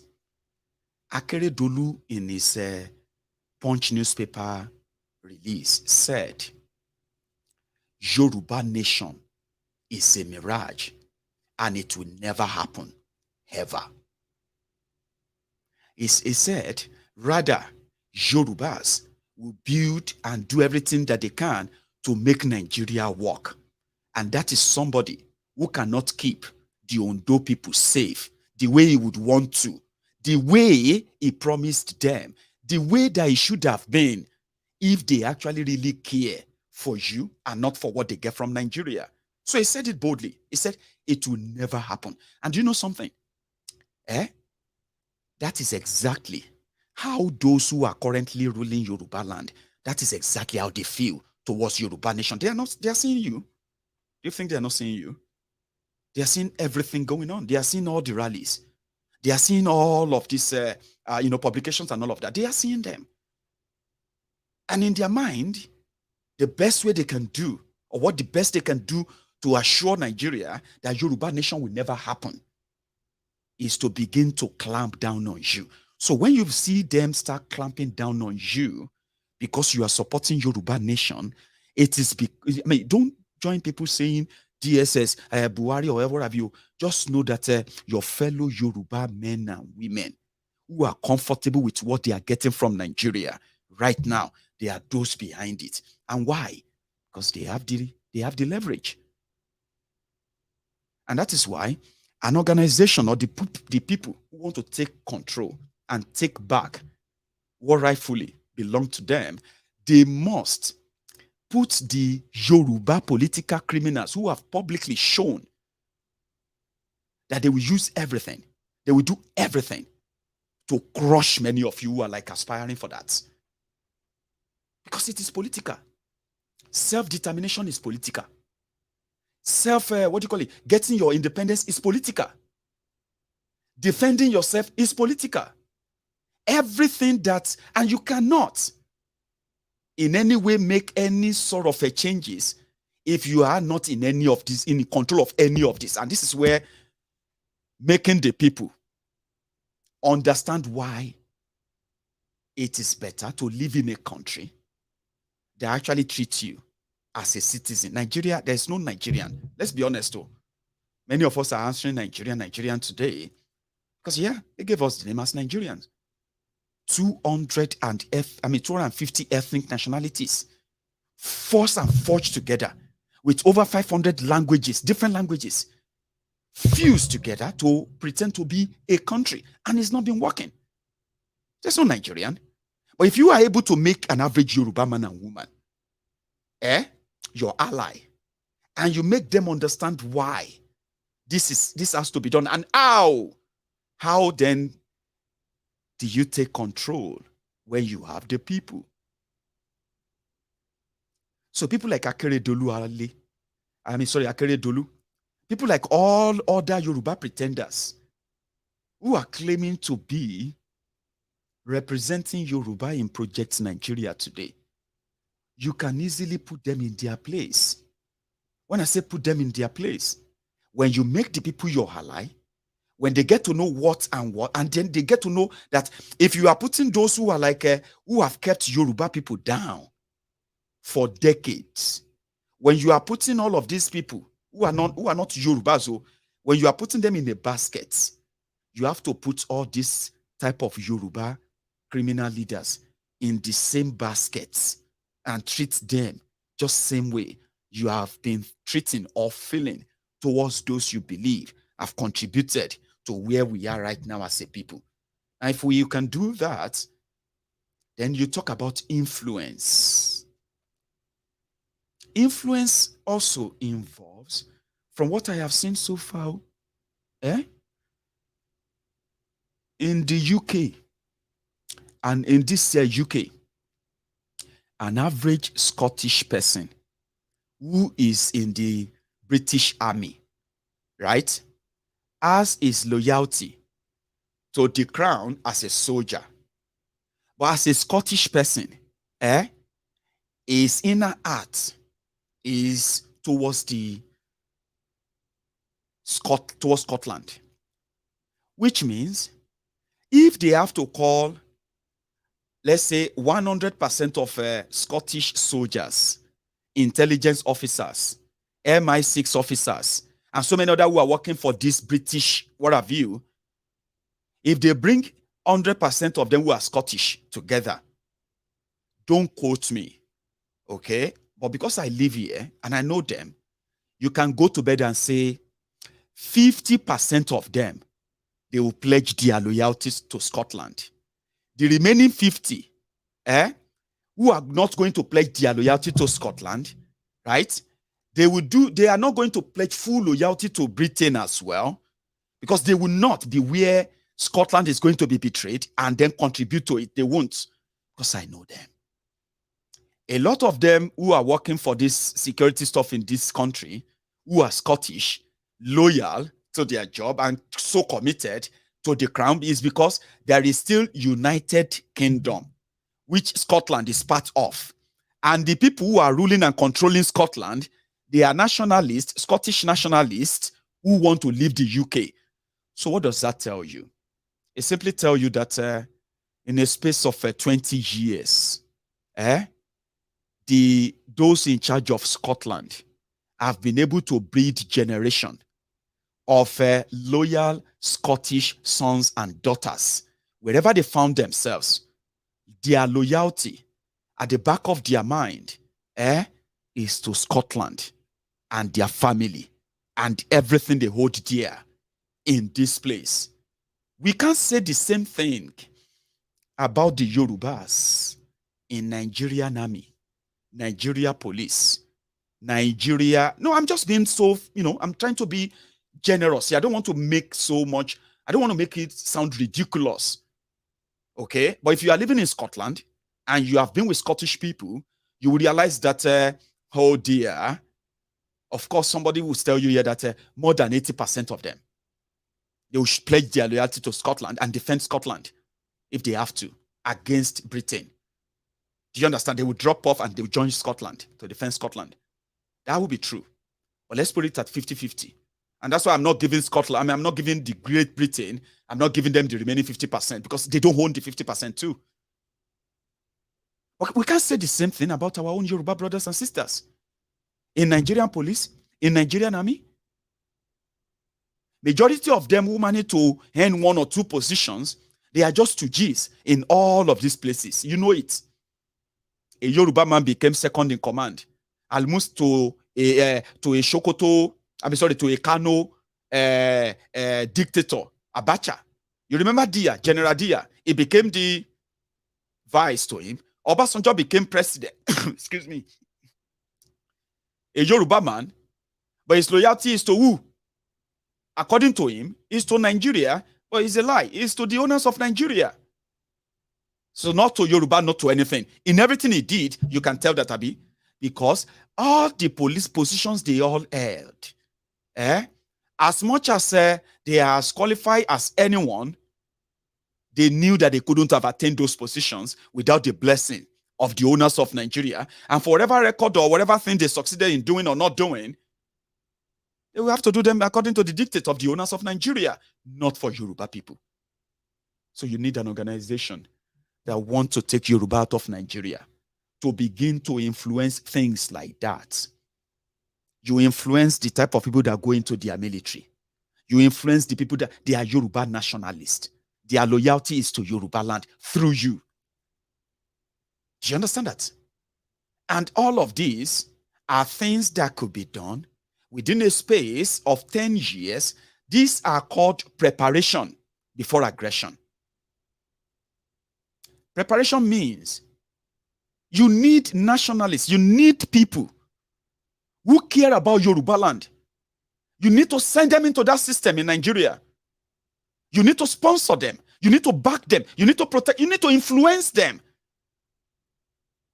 So as they grow in their places, one day they will serve that purpose. So the likes of Akere Dolu, the likes of Tifnubu and gang, the likes of Oban Paro, and the rest of those who have been using Yoruba this, Yoruba that, to keep you as Yorubas, to keep believing that something great is going to happen, has been part of Nigeria, which they know is never going to happen. But you need the real people to influence that. An established organization, grounded organization. I'm not asking you to become a political party, but you need to influence those who are actually making it so difficult for Yorubas to feel comfortable about talking Yoruba nation, recruiting and mobilizing for it, organizing seminars. You know, you need organizations that organizes symposiums, seminars, workshops on the reason why we need Yoruba nation. And they need to be free. They need to be safe in every part of Yoruba land. You need that. They are called preparation. You need the people that could make the likes of Akeredolu and the rest of them never in their life to open their mouth and say Yoruba nation is impossible, because they will know that is their own political career completely dead. You need you need an organization that could attract the people, and you need to do that. Aggression comes last, like I said. You can then use your acquired influence to force the hand of the system to give you what is called, somebody said, no, they are not going to. No, you don't understand. When you don't give people choices, you need to acquire influence that will make those owners of Nigeria that are doing like this to see what they are about to inflict on themselves if you should use the advantage of your influence. I don't know if you understand this better, but I'll still leave it at that for those who actually grab it. You cannot shave a man's head behind his back. If you want to shave somebody's head, they must be present. And that applies to every one of us. Safety, coordination, something that is impenetrable, something that is physical and real, something that is relatable, connectable, something that you can easily probable. It takes a lot of work. And nobody can promise you freedom if you don't know how to fight. And fighting is not always physical. I like it when people say, we have passed this stage. I know, because many of you have put that aggression in front, and you will soon realize, or if you are not realizing it yet, you will realize that no, you are not prepared. Because there are so many ways you fight. You force the hand of the people that feels like there's nowhere you are going. You're not going anywhere. Once they lost their allies in Yoruba land, once the likes of Akeredolu and co, once the likes of Akeredolu and co are no longer confident to speak what he just said, they will fear your aggression more than it even happening. Yeah, somebody said, I know. I'm not disputing that a lot of people have already picked up that now we're next now. We know they do all this thing again. But you will be deceiving yourselves. I understand the rage. I understand the anger. I understand the, the frustration and every other thing that make up all of that. But you are going to come back to agree that you are not prepared. Rather, what many are actually going to get engaged in is going to be a suicide wish. Not because I actually want you to feel like dying for what you love, dying for Yoruba land and all of that is worth it. Now, that's what you are telling yourself. But if you take a proper look around you, let me give you an instance. In a space where the real people that are the, that are the campaigners and then the advocates and the rest of them who are like asking that we need to be free and all of that. If you flash and play back a bit, you see, when you have control, right? When you have control, when I say control, I'm talking about a situation whereby majority of those who actually controls in fact, let me start with this.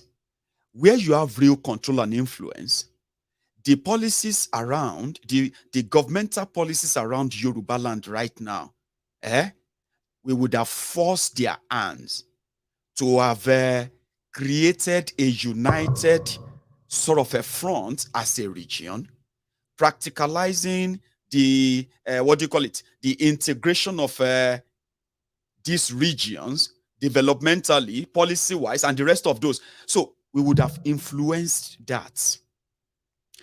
By influencing that, policy-wise, we would have, in a way, influenced the emergence of Yoruba, real, wealthy people. I'm talking about Yorubas who have access to the Yoruba resources, developing them, creating jobs, creating viable economies, new cities, and the rest of that across Yoruba land, and making them realize all these opportunities that they are getting are the opportunities provided for them because they are Yorubas.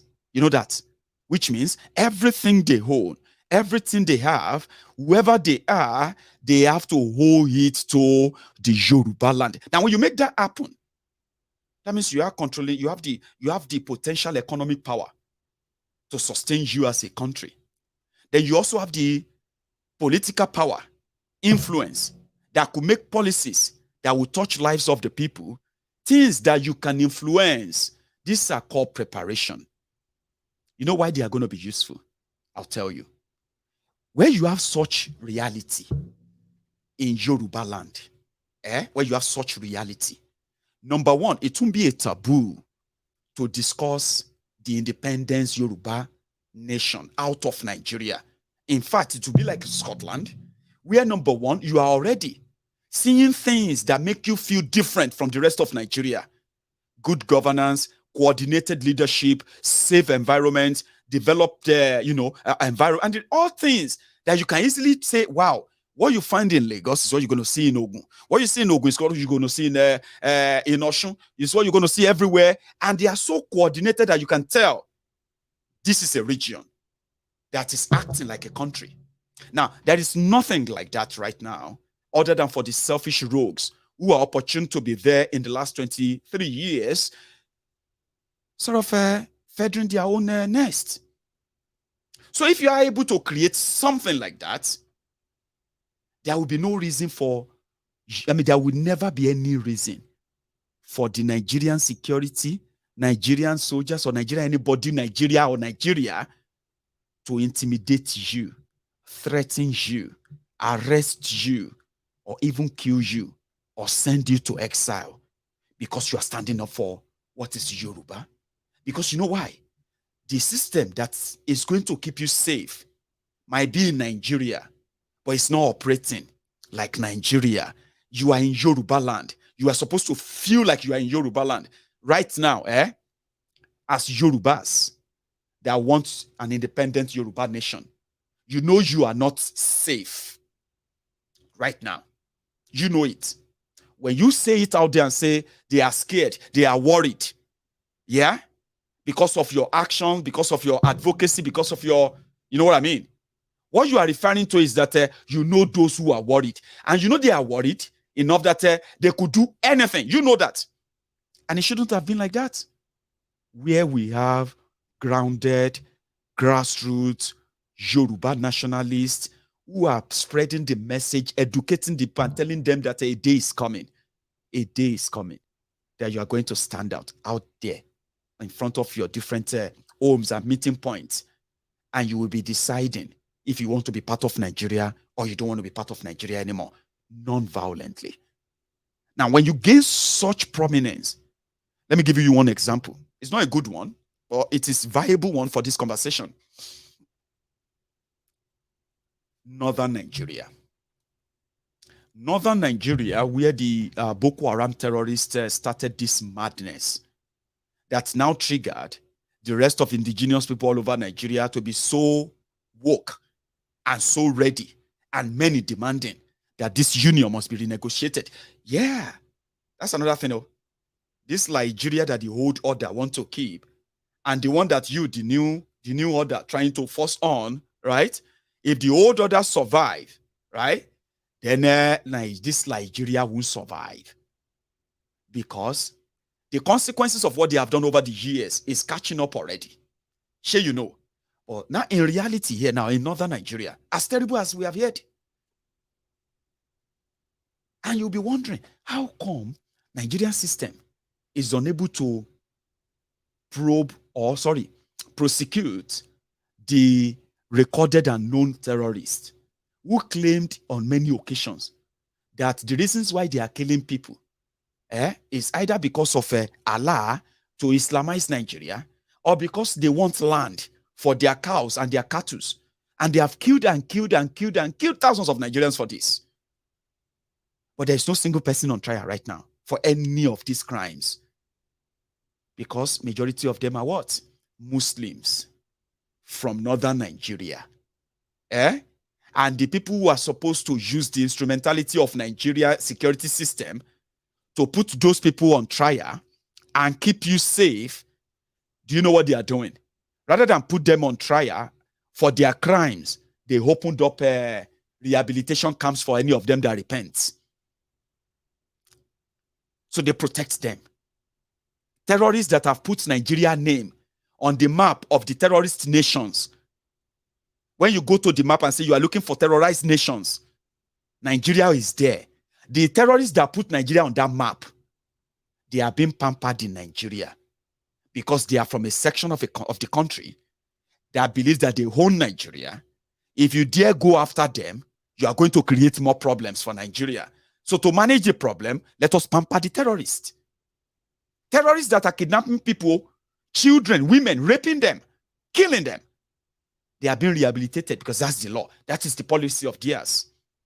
You carrying flag, demanding for referendum, demanding that justice must be done.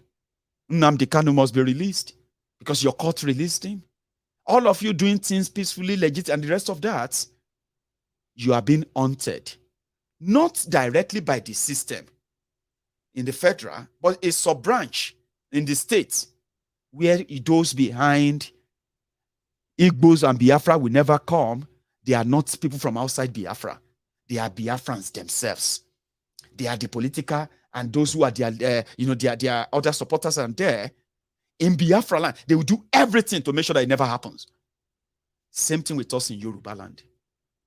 So the system, the establishment and its sub-branch in Yoruba land will do everything, everything, to make sure that you are hunted down, you are blacklisted, you are called terrorist, you are called this or that, you are jailed, and you are even killed. So if you want to die for Yoruba land to be free, let's build quality around that death. Don't make it a suicide.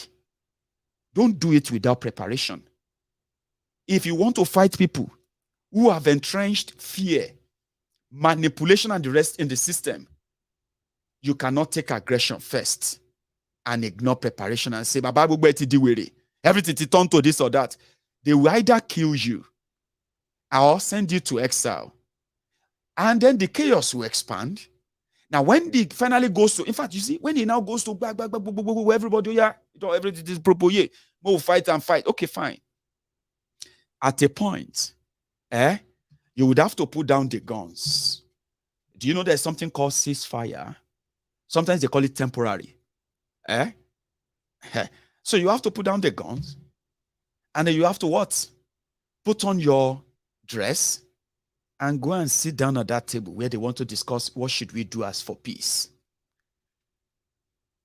So it simply means that if you are already prepared, you can disarm those who have enough money to acquire enough weapons just to exterminate you for demanding for a better life and country.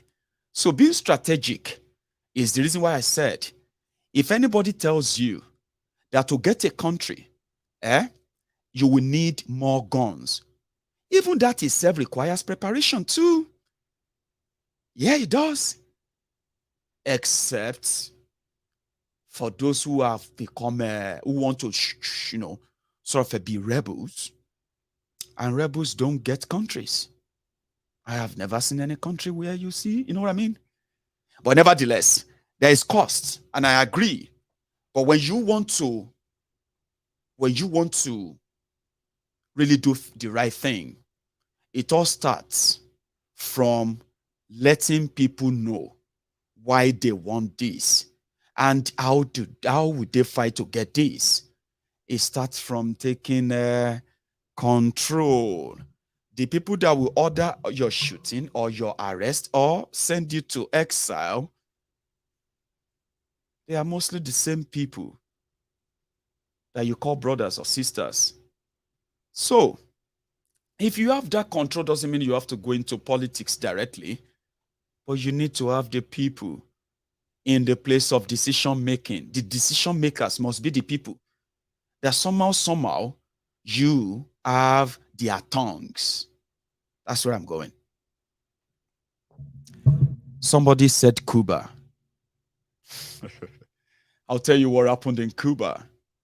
What happened in Cuba, you could term that as something you come to know later as a coup in other places. Let me describe it. There's a place called Bay of Pigs. These were those who were the communists. Give me one sec. You know Fidel Castro, popular Fidel Castro. Fidel Castro happened to be a communist from a group of communist party. You know, the communists are those who don't believe in the regular order. Okay? So the government of Cuba at the time was a government, they call the puppet government, put in place by America, backed by America and the rest of that, right?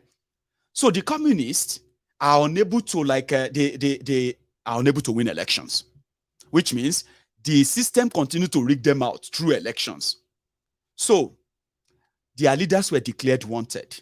I mean, wanted, dead or alive. So which means a lot of them have to leave Cuba to somewhere outside Cuba to group. But remember, they were a party.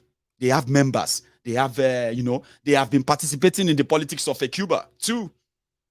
But it's just that the power that be continue to muzzle out the majority. But they were not lucky too. They were not doing well in the country.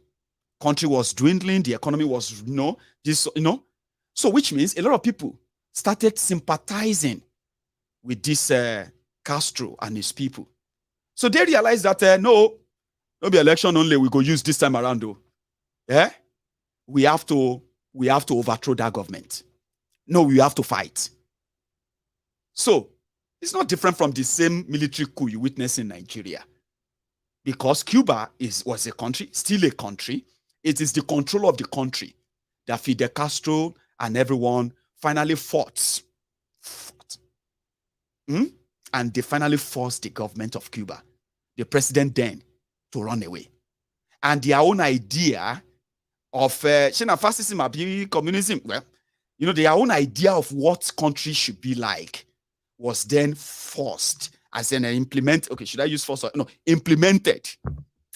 after gaining power. So you should not mix up the story. Okay?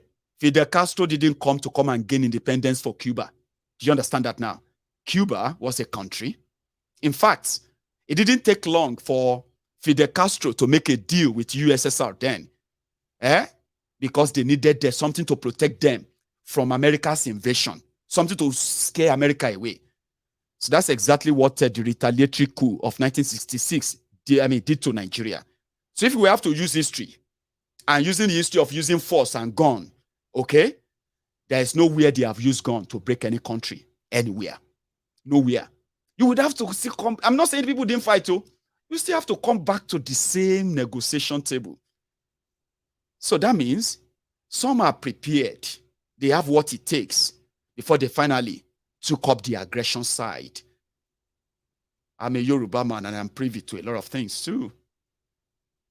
So I can tell you, we are not, or we don't have any sort of a preparation in all of these aspects. So what happened in 1966 was that in January, there was a coup. And that coup killed so many leaders from different parts of Nigeria. All right? So those who now succeeded the coup are going in Rossi from Igbo land. So they automatically just tagged it as a Igbo coup. Sure, you get that. Then prompted what happened 6 months later or 7 months later, the retaliatory coup, where others decided to get guns, the likes of Bokwari, Muritala, Gowon, and the rest of them. They picked up guns to retaliate the killings of their supposed leaders from northern Nigeria and then break away from Nigeria. But they couldn't do it. So what happened? They took over Nigeria. And Nigeria became one Nigeria according to the dictates of the caliphate, who gained the aftermath of the collapse of newly independent Nigeria. So don't mix them up. If we want to, you get me now, if we want to be honest, okay? So if you bring Cuba or you bring other places, you are mixing things up. So Cuba, what happened in Cuba, the revolution in Cuba, right, can be compared to what the Fulani, Hausa Fulani, Kanuris and northern Nigeria, what they did. You could say is a revolution, because what happened since that time? What did they do? A country that gained independence and got parliamentary system of government as their government, the government that the style of government that actually allowed them, each region, to develop according to their own pace and resources. None is controlling anywhere until that 1966. So when that 1966 happened, they changed that form and they created states. First, they created 12. Next, they created 19, then 21, then 24, then 36. In order to redesign the Nigeria to what you have today. But despite all of that, peace still no deal. So Cuba, after their revolution for years, they went through a lot. Today, Cubanas, have you called them Cubanas? The Cubans, they have their country, and it is called Cuba today. So us that were forced to be part of a contraption like this in Nigeria, if you want to fight war, you say, okay, who are we going to fight war with? Nigeria. Where are we going to fight the war? Where? So this is why some of these fights are not always physical. They always come last. You know why they come last? Because by that time, you would have marked your territory. You know what I mean? You would have marked your territory. Conversation around them would have been something that everyone who wants to say something would have to be very careful, because they must have what is called their own factor turn. Not misleading ourselves. It's good to aspire. Listen, it's a great thing to want this to happen so fast, or to happen just now. In fact, we need to fight and all of that. Even that fight you are talking about, would you agree that you are prepared for it? Mayegun, we are prepared. You know you are not. You know you are not. Again, like I said, whatever I've shared with you today, because you know one thing is this. You have to understand that even if you have to fight, these fights have to be the one that you have the people on your side, and they must know why. And you also need to know what Nigeria context is right now. So all of these are just to let you know that to have a nation or your country, it requires everyone's involvement. And if you have a clarity of what do we need to do? What should we do? How do we get involved? How can I be part of this or that? Yeah. Then that is where you need organization that can highlight all of that, lay all of that to bear, and everybody can know where and where they can play a role. Now, it takes a lot. It takes you having to actually make your entire household, if not all of them, but more than half of them, to make the wanting of Yoruba nation their own priority. And why? Because a day will come, and that is the day that your influence as a group, as a people, right, will begin to shape what they say is impossible. One, they are telling you right now that it is impossible to actually write a new constitution in Nigeria. The one that would then, take into consideration every part of Nigeria's a demand or need for being or wanting to still be part of Nigeria, including a referendum. Don't believe that. They say they don't have it right now. Of course. You know why they don't? Because the Yoruba politicians, the Yoruba political class, their elite and the rest of them, they don't want it. How do you make them want it? It is by actually making them see that it is a matter of time before they will lose everything that is giving them that voice that make them believe that they are speaking for Yoruba, speaking for you and me. So when you begin to make them that uncomfortable and you begin to make them realize that they're going to lose that, and you begin to indeed get all of their calms. When you start any group or anything to say you want to tackle Nigeria, the system always kind of mop up and get people, right, to get inside of every of your group and all of that, in order to break them into pieces or water down your intention and everything. So how about you do same for them? It is possible only if many of you are actually indeed ready to walk the talk, not just the talk. Walk the talk. In a way, we must know that for us to get a nation, we must want that nation. For us to now want that nation, we must also be willing and ready to walk towards it genuinely now. Because now, so for those who are like, we need to fight, you need a template, you need a platform that is going to actually give you that provision, that support that will make that your fight worthy. You see, when you have control, there will be no Yoruba that will be afraid to return back to Yoruba land. In fact, you'll be motivated to go back there and quickly add yours to it.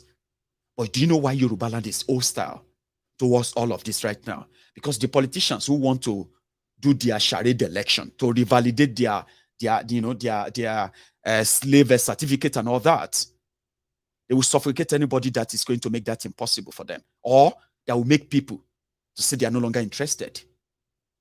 So do you get that?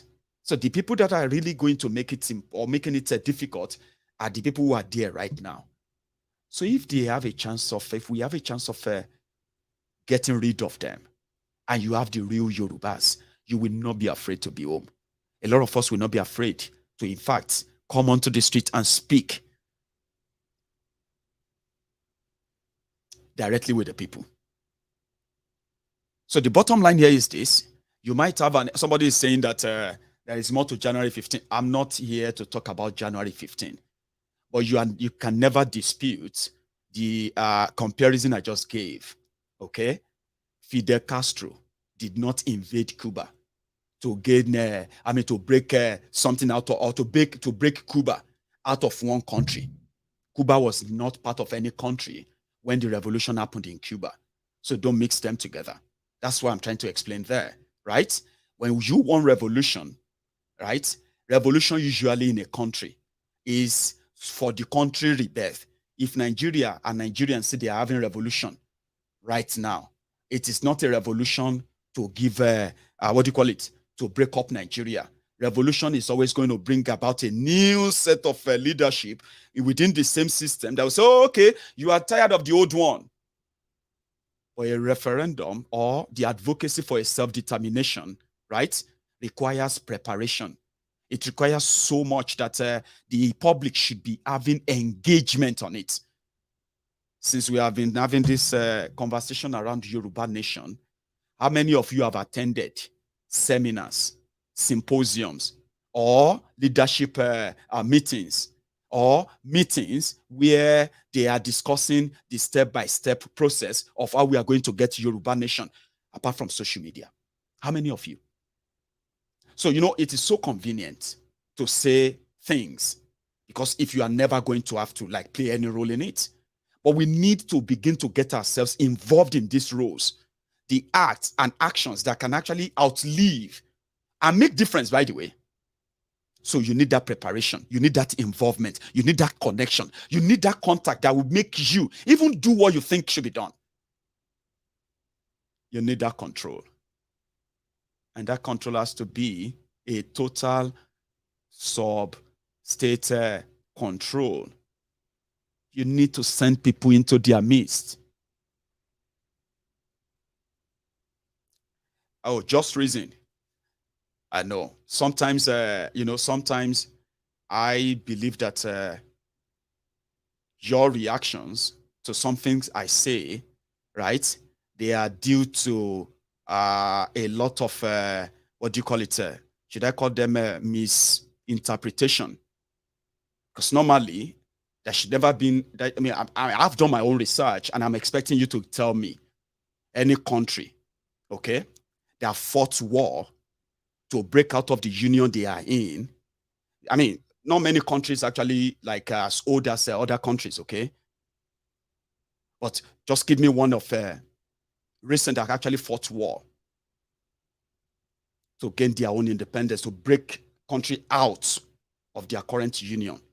I'm not saying there are no countries that are fighting, but even when you fight, you have still have to come back to a place where they have to say, okay, yeah, let's have a conversation around what your demands are.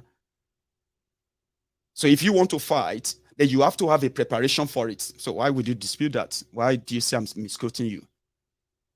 Or you are always having this kind of misconception when I speak.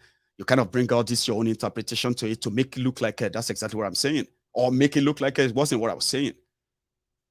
So it's a bit of confusion there, sir. If you are watching still, you shouldn't have even bring that. I would have used South Sudan. You know that.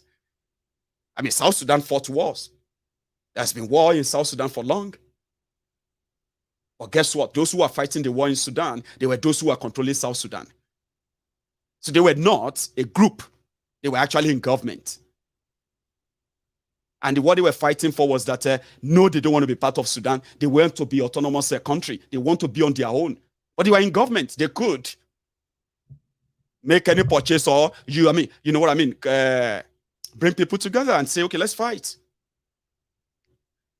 So eventually, when after all of that, they will still have to like see it and say, okay.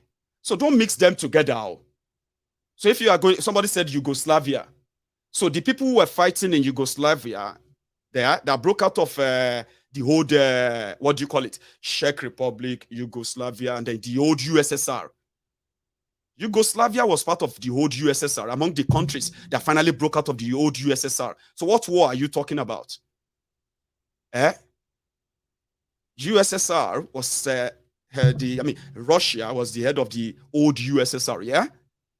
And when you see countries today like Yugoslavia, Czechoslovakia, and so many of them like that, these were areas that were like, they had governments. They had people who are like, they were like supposed to be countries on their own. So they had people who were ruling there, who wanted independence. So it's like Scotland, yeah? So the moment USSR finally collapsed, what happened was that it wasn't like groups were taking countries. So all the governments in these areas, they got their independence. That's what happened. No? So, listen. The point I'm making is that even if you have to fight for the journey towards self-determination or independence, right? You need people who can highlight the purpose of it. Now, if they have the control, for example, if to say the 6 Yoruba states and then part of Kogi and part of Kwara, let's say today, the entire place is being controlled by the Yoruba nationalists. They have the power to recruit. They recruited Amotekun. That is to tell you that that's what you can do when you have control. Sure, you get. But because Amotekun was not, you know what I mean? Amotekun was not put together to go against Nigerian system. So Amotekun had to be seconded to Nigeria. But if the people controlling Yoruba land, if they are Yoruba nationalists for real, Amotekun will not need Nigeria permission. That's what I'm trying to tell you. So if Yoruba land now says we want to fight, we have what it takes for the temporary time being to make all those recruitments, the training, and everything, that resources that could go into it. But as a group, if I tell you now that we need to fight, I am not being honest with you. That's what I'm saying. I am not being honest. Because I have to back it up and say, we are ready. We have what it takes. Sure, you get? We have what it takes. So we are ready. But in reality, you know, we are not. Even the few of us that stood up, they shot and killed them. Others, they ran away. Majority are working right now, hiding in Yoruba land. Guess who are looking for them? They are supposed to Yoruba. Guess who couldn't keep them safe or protect them? Their same Yoruba brothers and sisters, because they have the control. So if somebody says, how do you get the control? That's what I'm saying. You get involved. It's beyond just talking. You have to be physically involved. And when you are physically involved, you have to get as many people physically involved as well. And they must know why they are involved. And when you have such, you can stop the likes of those who are like going to make. Now, if you come around and say, now we need to fight. If people are begging you that time and say, no, don't let us fight now. Let us wait. Let us wait. Honestly speaking, you can actually get angry and frustrated and say, what else do we need? What do we need to fight?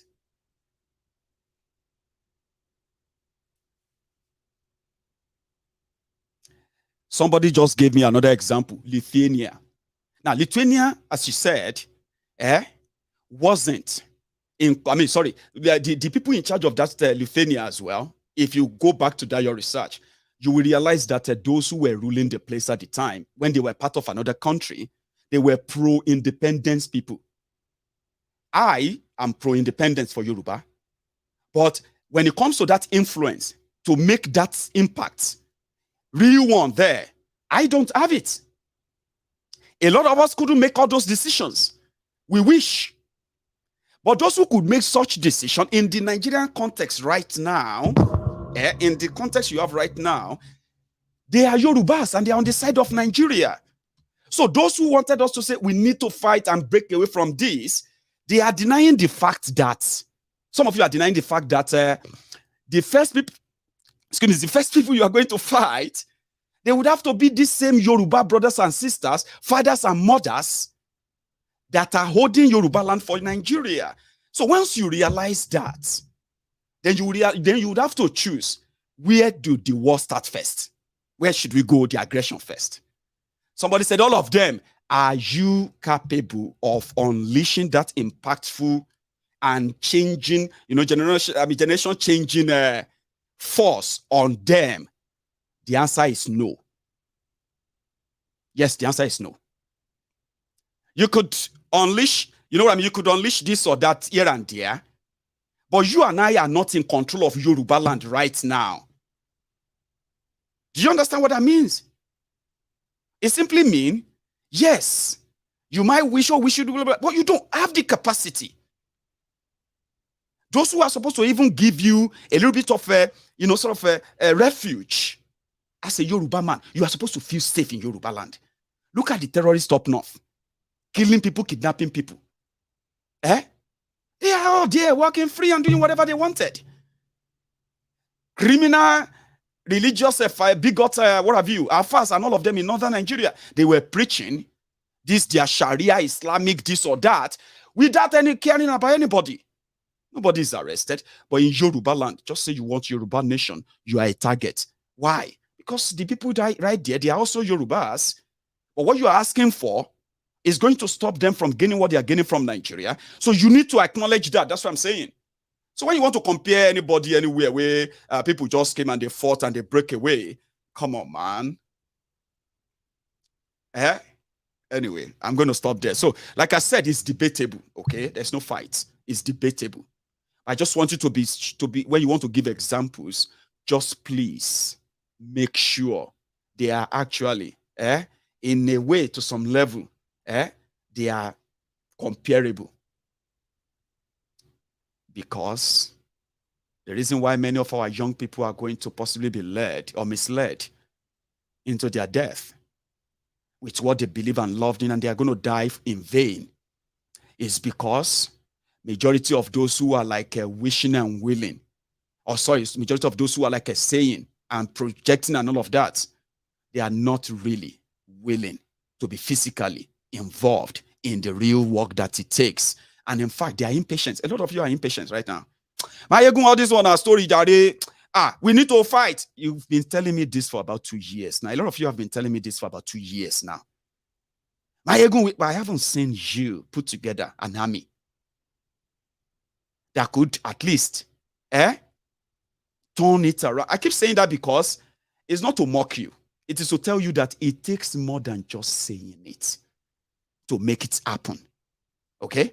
It includes you getting physically involved in it.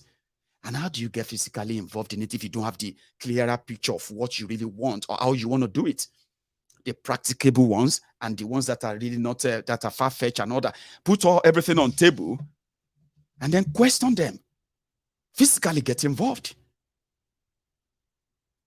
Anyway, I'll stop there, and then I think I would take calls. Okay, I have one or two people who have been trying to call in. That would be great if you do call in tonight. Hopefully, it will work.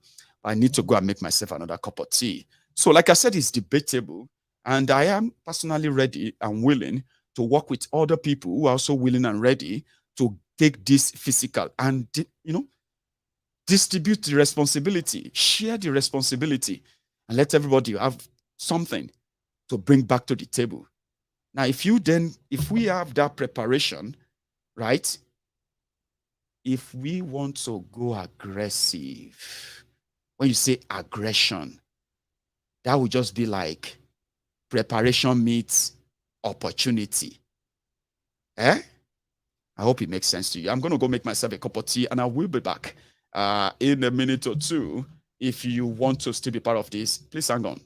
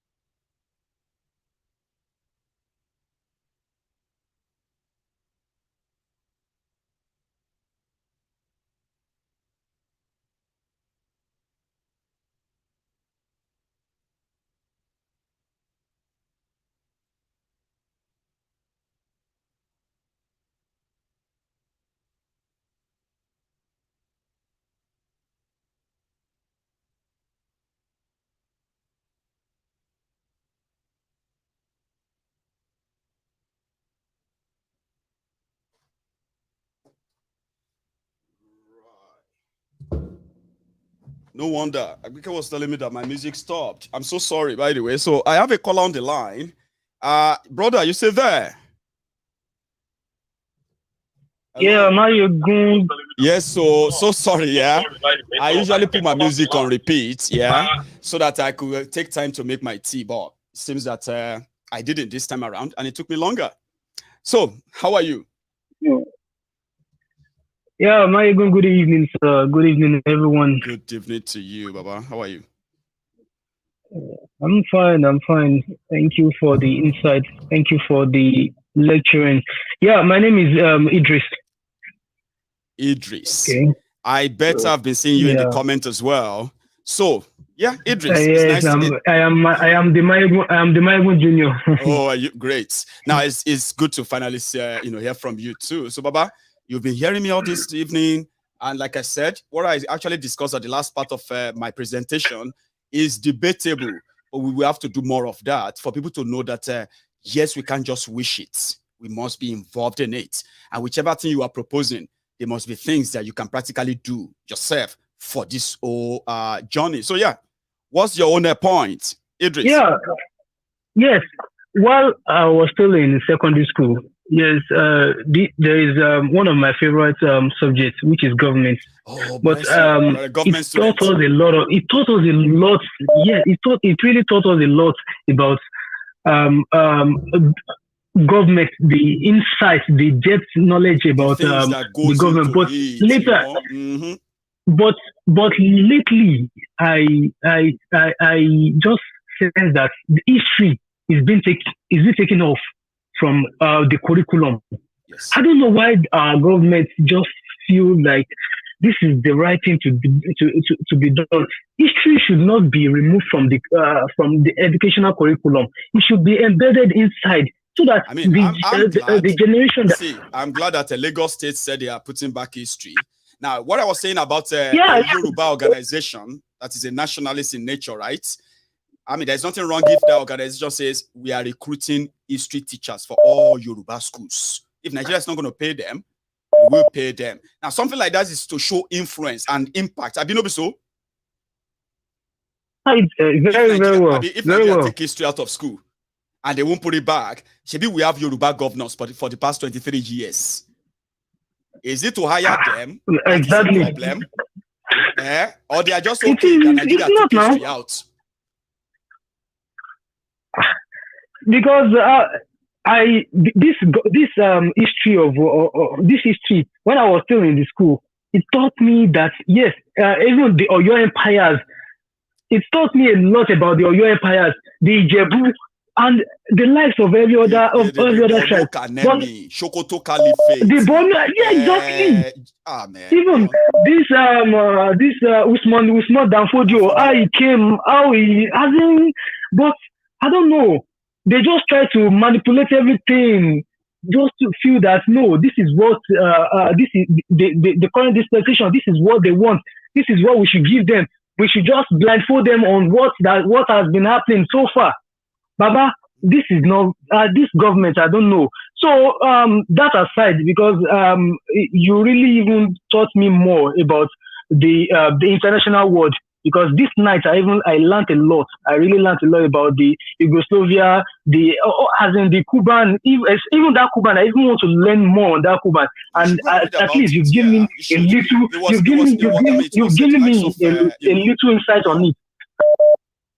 You've given me a little insight on it, and I'm a child of history. So I'll read more on it. And going back to what going back to the first thing the first section, which you talk about how Nigeria has even it has really affected. It has affected. See, Mayegun, I am a living testimony of how Nigeria has affected me. Do you mind sharing? Whenever I wake up, I just feel like, am I a citizen of this country? Like, I am not a citizen of this life. Nigeria has really affected me. Imagine, as at last year December, I am having 1,000 in my account. This December now, I am owing my bank SMS charges.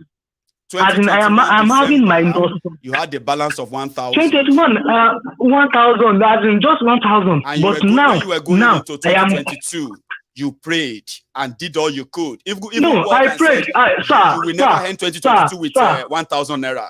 But now you have actually. Sure, go on, Baba. Go on.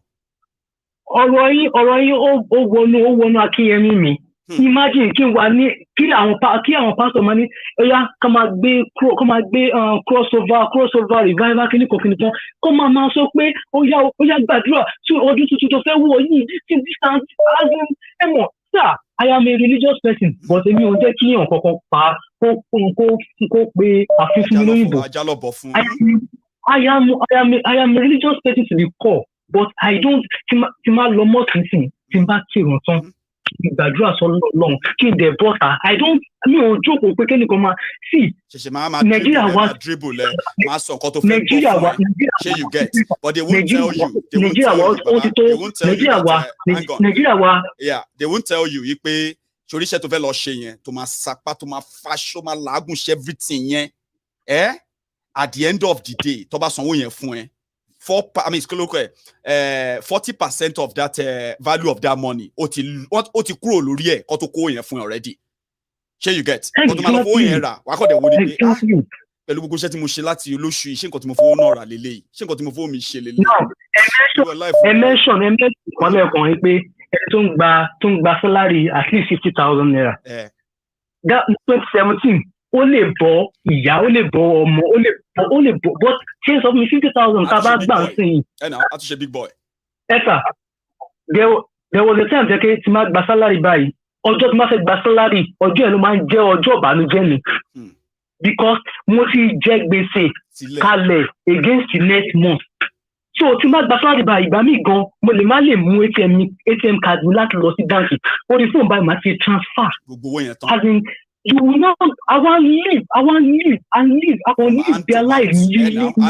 So I want create hope out of that reality. Torí pé bó ṣe ríre o want build hope pé tó bá 2023 lásán. May God just change my life so that I can be able, maybe I will buy a car. So then you will be working towards that one. Any tó bá máa gbà ní 2023 yẹn wàá fẹ́ ṣe. Èèyàn lè gbàgbé dẹ́wọ̀n lè kú òdèlè jẹ́ lọ. But guess what? Ìwọ tó jẹ́ lọ yẹn làwọn èèyàn máa rí o. You know what? Thousands like you, try same thing. They will come back those who won't die, they will come back at the end of the day and be like, man, we go again 2024. But Nigeria ló ṣe gbogbo léyìí fún wa. Meanwhile, ṣé ìwọ tó ń struggle yẹn o, Idris, ìwọ tó ń struggle that is struggling, right? If you leave Nigeria today and you go to the UK, nobody say UK is a paradise, so suddenly, you will now be able to afford to say, hey, mommy, I want you to change that hospital to me, like hospital in Nigeria. Go and look for another one. Now you'll be able to now say, mommy, I don't think I like where you are staying. I think I should go and get you. Guess what? London is paradise, you can't share anything. But from the little, what you look for is just little opportunity. In Nigeria, let's check it within a year or two. Hey, Idris. This is you to end the 2021 pẹ̀lú 1,000 no bank to end the 2022 pẹ̀lú pé we are in debt insane. So why can't people just reason them and see the difference and see pé it is deliberate? That's what I'm saying. Be Nigeria shouldn't affect everybody in here. Nobody say awata wan be share anything so special. In fact, awata wan be gon share bí akura ngba mi nítorí pé an láti rock gbèsè tó wà Nigeria ni, not because of ourselves. So Nigeria affects gbogbo wa directly and indirectly. So if we are making choices, please let's remember the consequences of them before we blame others. So the point I'm making, Idris. So you now ni Nigeria wa say a lot of our youth, because I am one of the youth. I'm being categorized under the youth. I'll just see the Twitter, the EFCC Twitter. I'll see young guys. The recent one I saw 21-year-old guys. Just 21 and arrested. Wọ́n rò pé tí country bá dà, show marry by. It will not be. This guy is intellectual. As in, Sherry Esa, mo hate crime. I hate crime. Because how many people get forced into that crime? Young people.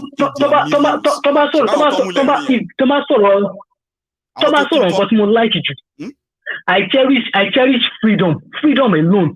Kí má jẹun, kí wà lálàáfíà, kí mi ò sínú cell, I am okay. But sir, a lot of my guys wọ́n ní ayọ̀ ọkàn yẹn láti sọ pé àwọn lè ní wọ́n lè dá dúró. I have some guys that they venture into this what they call them, this gambling, what they call them, bet Nigerian too. Ẹni tí ó ti jẹun láàárọ̀ tí ó ti jẹun lọ́sọ̀ pé kí á bí 200 ló ní, ó máa wá ní hope, ó máa ní renew hope, just renew hope. Àwọn tí Tinubu ó máa ní renew hope wípé láti jẹ 11 million yóò wá gbé lọ síbẹ̀. Àdéhùn tí wọ́n á tún ẹmọ kí wọ́n wà pọ̀, kó tó wà pọ̀rẹ̀.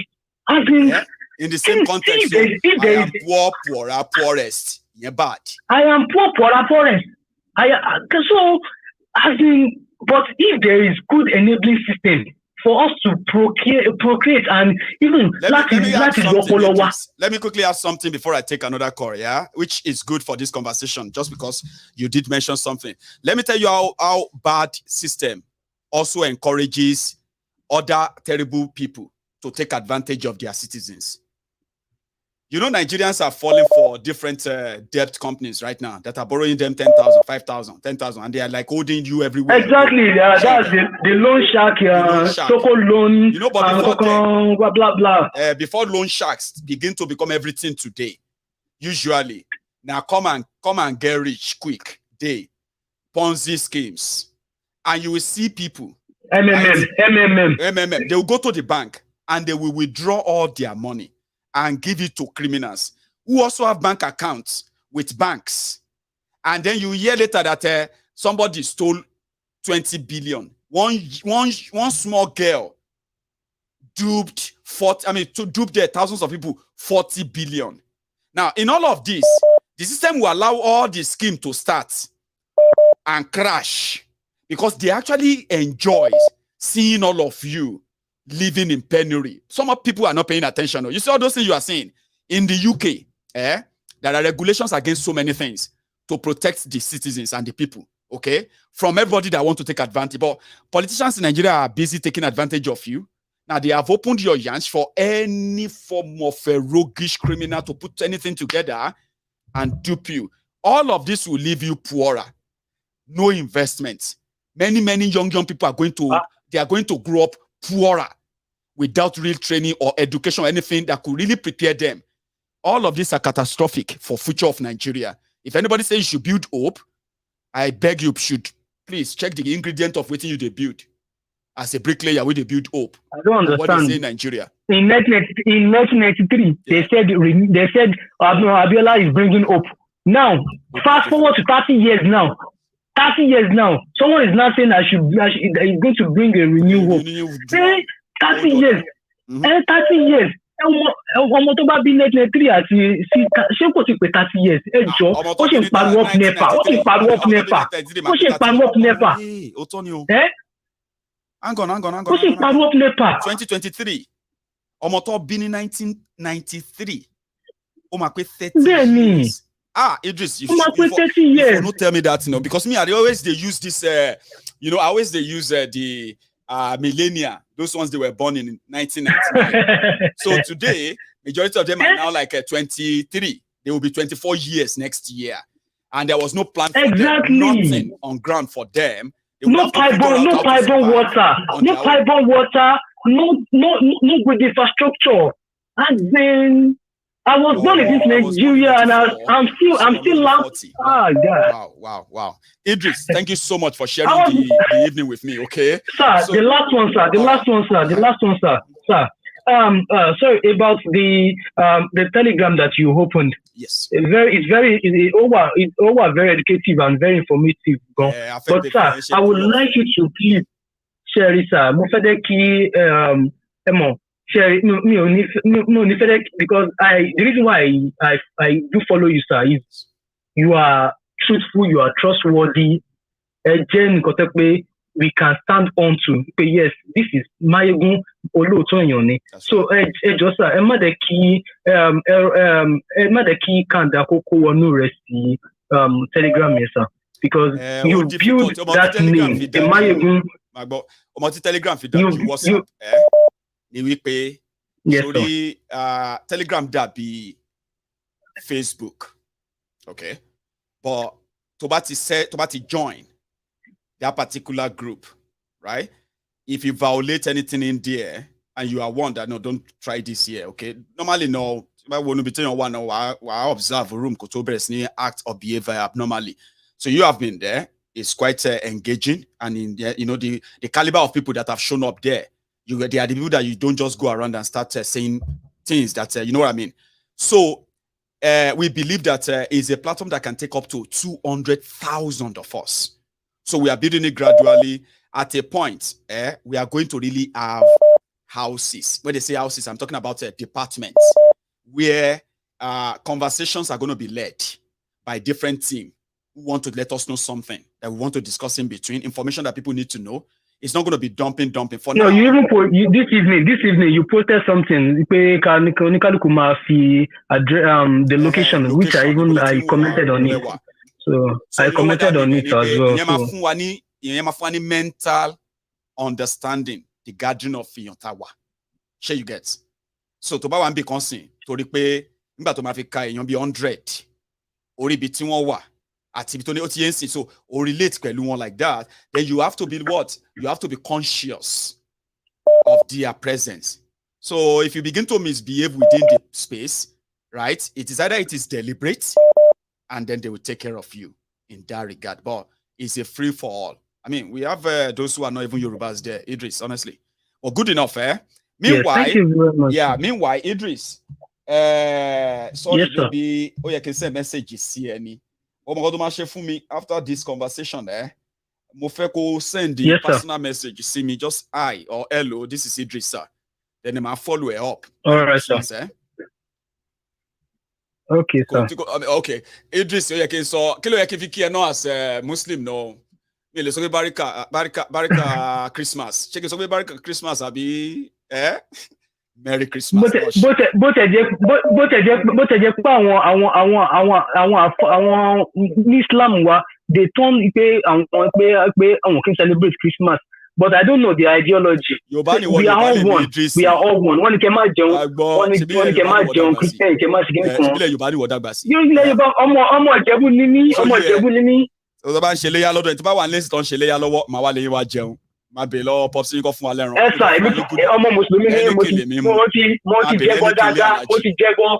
Ṣé you get? Màá bèèrè ẹni kìnlẹ̀ Alhaji bí Alhaji. You see Alhaji gan máa Alhaji gan máa sọ pé tata Alhaji à ń ṣe oúnjẹ. Alhaji máa sọ pé òun ni òun ọmọ tí ò wá gbọ́ ẹ bá mi drum yẹn fún àwọn ọ̀rẹ́ Idris ni àti àwọn ọ̀rẹ́ mi kọ̀ọ̀kan náà tó ń bọ̀.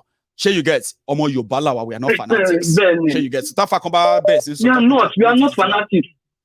We know where they are coming from. You know it too. Not. Idris. We are not. Mama, do the message. Go take care. All right, sir. What you send there, sir. Thank you very much, sir. Yeah. All right. I'll get back to you. Go take care. All right. So I have another caller. I can take.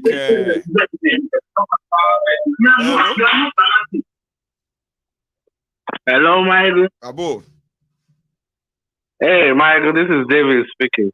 David, yeah. How are you, sir? Good evening, sir. First of all, I want to say, we appreciate your program a lot, Thank you. So I've been your biggest fan, and I've been listening. And to be honest, everything you're saying is like, you're hitting everything in nails, especially the story of the USSR, the Soviet Union, Like, I think it was a very, very deep inside knowledge, the way you are breaking it down for people to actually understand, like, Because we need they happened. But we must not forget that when you say they fought war, it wasn't like that kind of war. It was not. It was a war of people already have their country, but they are forced to be part of USSR. USSR, you know what I mean? So they don't want to be it anymore. So when USSR finally broke, those controlling those spaces, they declared their independence. So there was no fight. Even USSR couldn't fight. But if we have to use that to compare to what is happening in Nigeria, or how we're going to get free in Nigeria, we will be actually like misleading people. And I don't think that is right.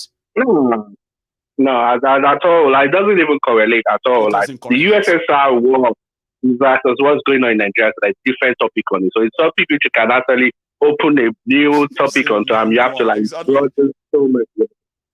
So, but I would do like, well, my own suggestion is literally like, Nigeria is going to take a lot for it to work out, you know. Because you're talking about this Boko Haram coming and putting them in rehabilitation. Even though if you work in the US, for example, you come for a CIA, when you're still good, you're an asset. The moment you're no more useful for the government, you are becoming a liability. Is either they find a way to bury you, or kick you out of the system, or just waste you somehow. You know, it's not like, you know, they don't need you anymore. You're done. That's what the system is all about. You know? They never lack or run out of resources to keep the system running. So don't ever think you are not replaceable in a way. So you're bringing criminals, and after being a criminal, you know, hurting people's family, getting a lot of money from them. Because I saw Shege Gurumi, or what is the man name is. He said, you know where he said, you know where criminals have bring the money and go and give to them.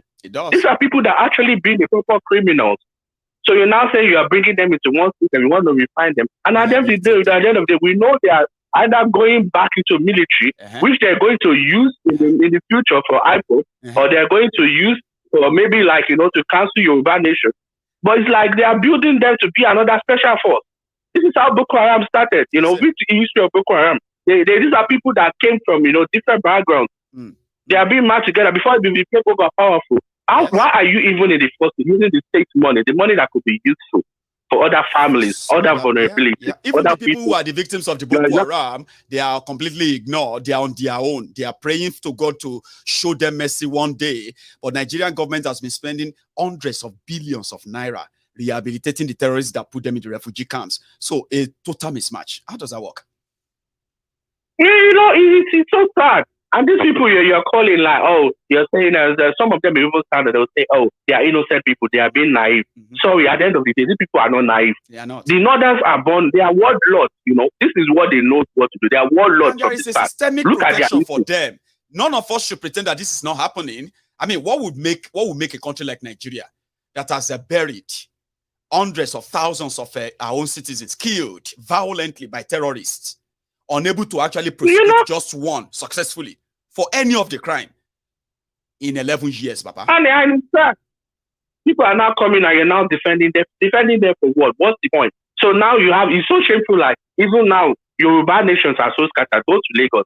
I was watching the other day, someone like MC Olu or whatever his name is. So this man is now campaigning.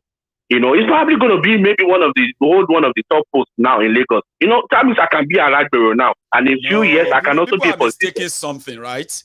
You see, the likes of MC Olu, right? They are disposable assets too, okay? They are useful as long as they are still very much controlling the territories they are controlling, okay?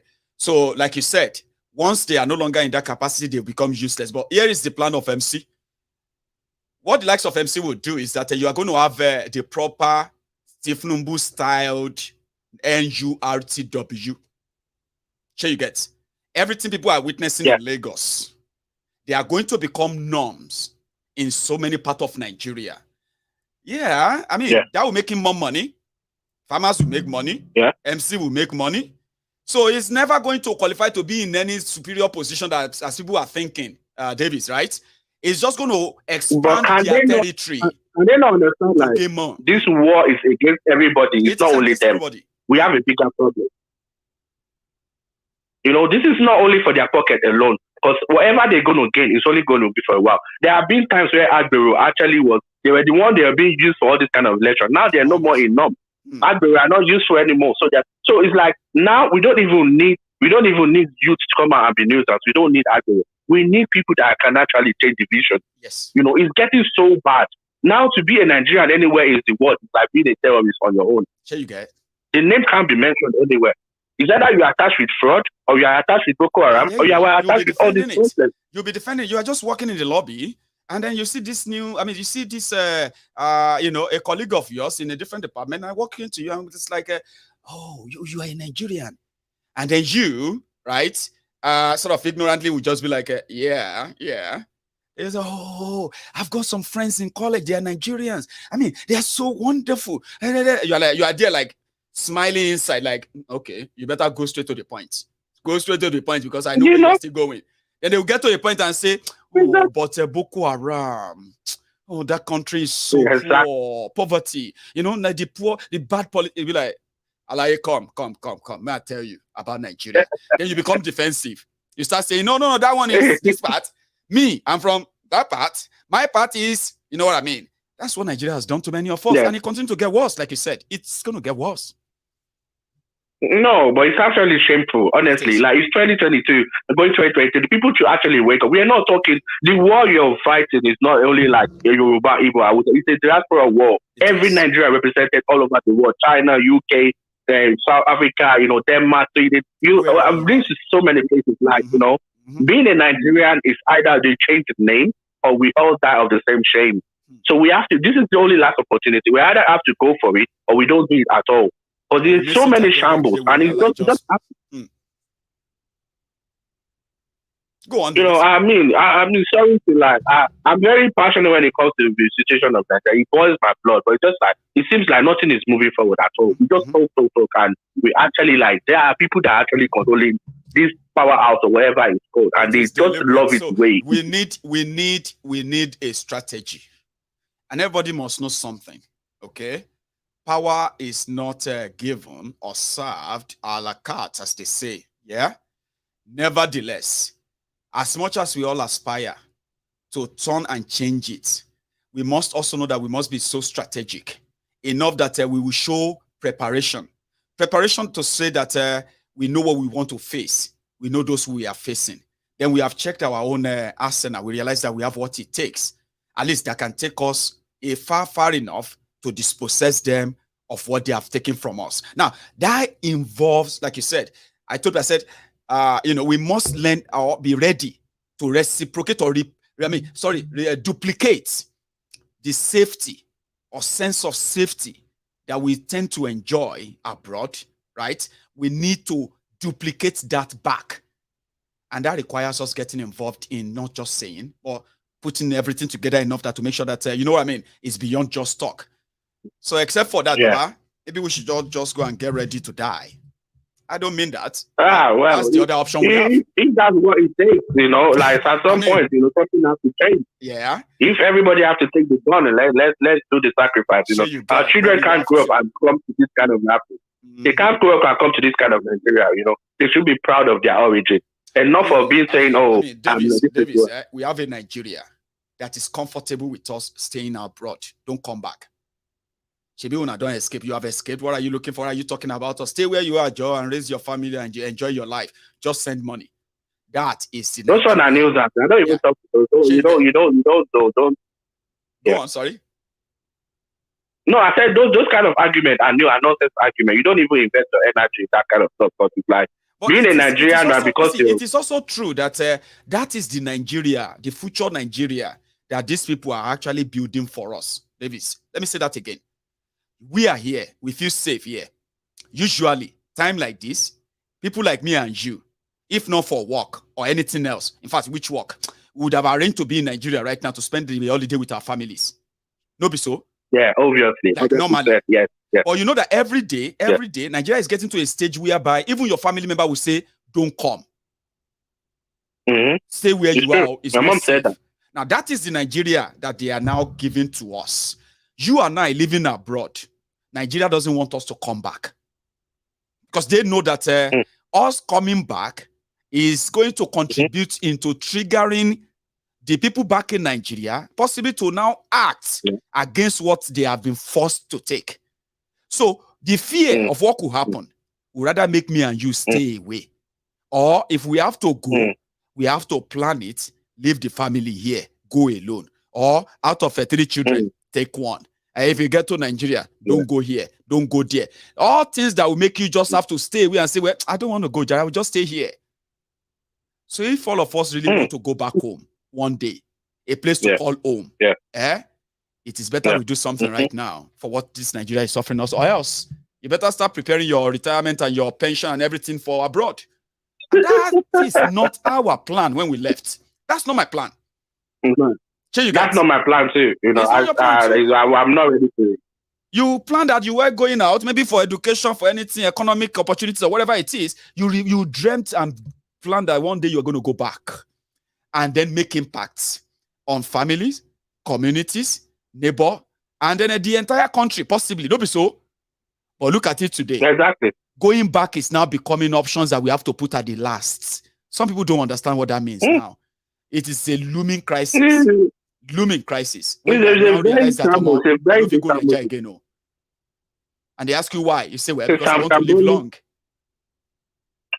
Honestly, it's a very shambolic situation we find ourselves in. It is sad. Especially, we not like we force ourselves to pick this country. We were born there. We were born there. We didn't choose Nigeria.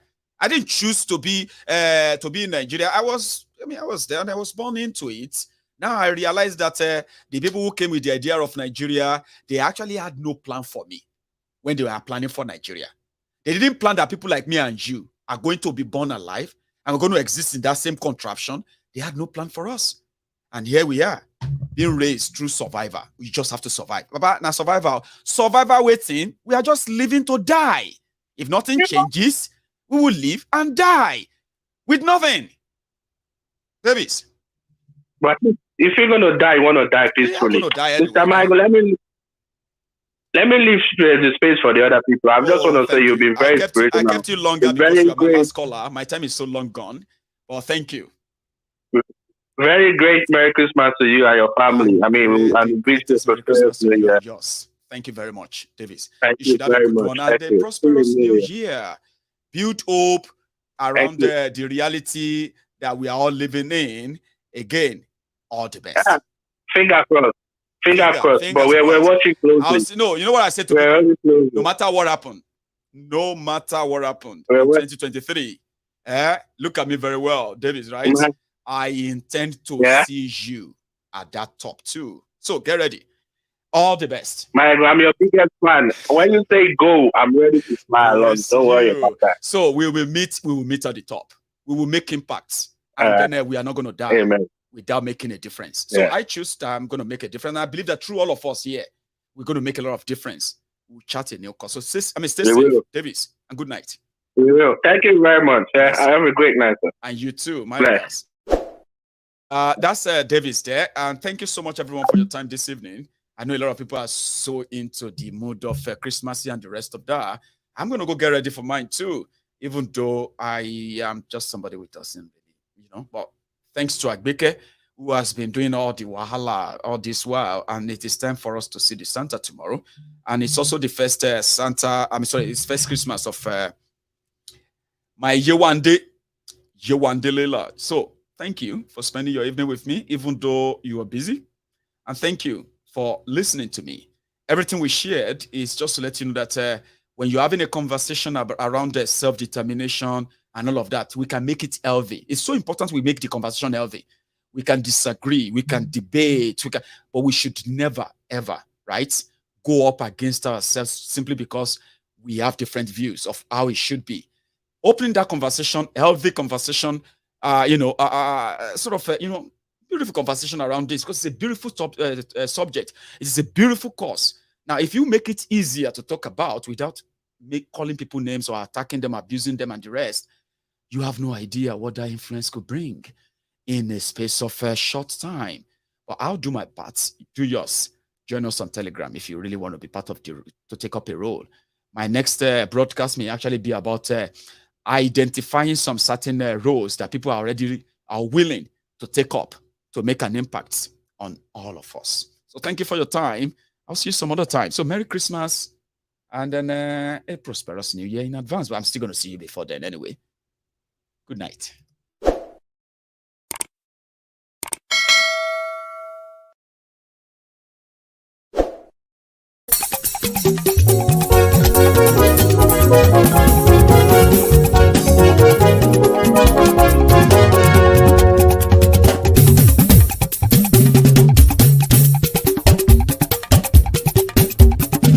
Mayegun làwa mọ̀ làmọ̀ tó dòdòdò.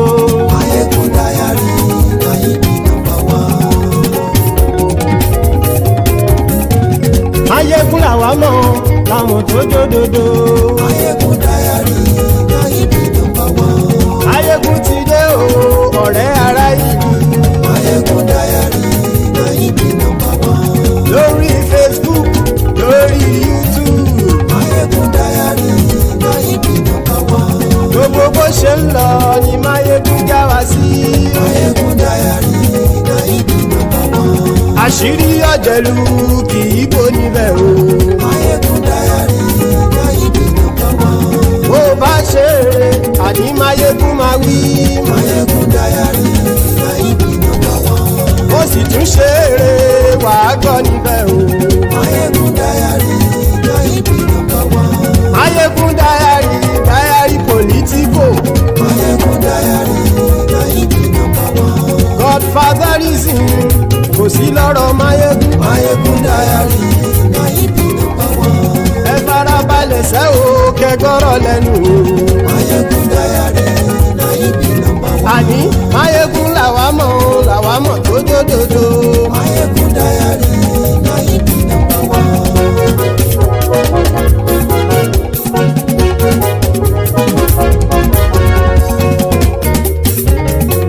àní ẹ̀sùn ràkì. Máyégún ti dé. Máyégún ti dé. ọ̀jẹ̀lú ẹ̀sùn ràkì. Máyégún ti dé. àní ẹ̀sùn ràkì. Máyégún ti dé. lórí Facebook. Máyégún ti dé. àní ẹ̀sùn ràkì. Máyégún ti dé. lórí YouTube. Máyégún ti dé. àní ẹ̀sùn ràkì. Máyégún ti dé. bọ́ bàbá gbé wúrẹ́. Máyégún máa wí. àní ẹ̀sùn ràkì. Máyégún ti dé. ijó ìgbádìyẹ. Máyégún máa wí. àní ẹ̀sùn ràkì. Máyégún ti dé. pẹ̀sìdó bá rúfin o. Máyégún máa wí. àní ẹ̀sùn ràkì. Máyégún ti dé. kí gómìnà kówó jẹ. Máyégún máa wí. àní ẹ̀sùn ràkì. Máyégún ti dé. ọlọ́pàá tí ń darí bá. Máyégún máa wí. àní ẹ̀sùn ràkì. Máyégún ti dé. aṣòfin tí ń rúfin o. Máyégún máa wí. àní ẹ̀sùn ràkì. Máyégún ti dé. òkúrọ̀ olóṣèlú. Máyégún máa wí. àní ẹ̀sùn ràkì. Máyégún ti dé. ọ̀jẹ̀lú ẹ̀sùn ràkì. Máyégún ti dé. àní ẹ̀sùn ràkì. Máyégún ti dé.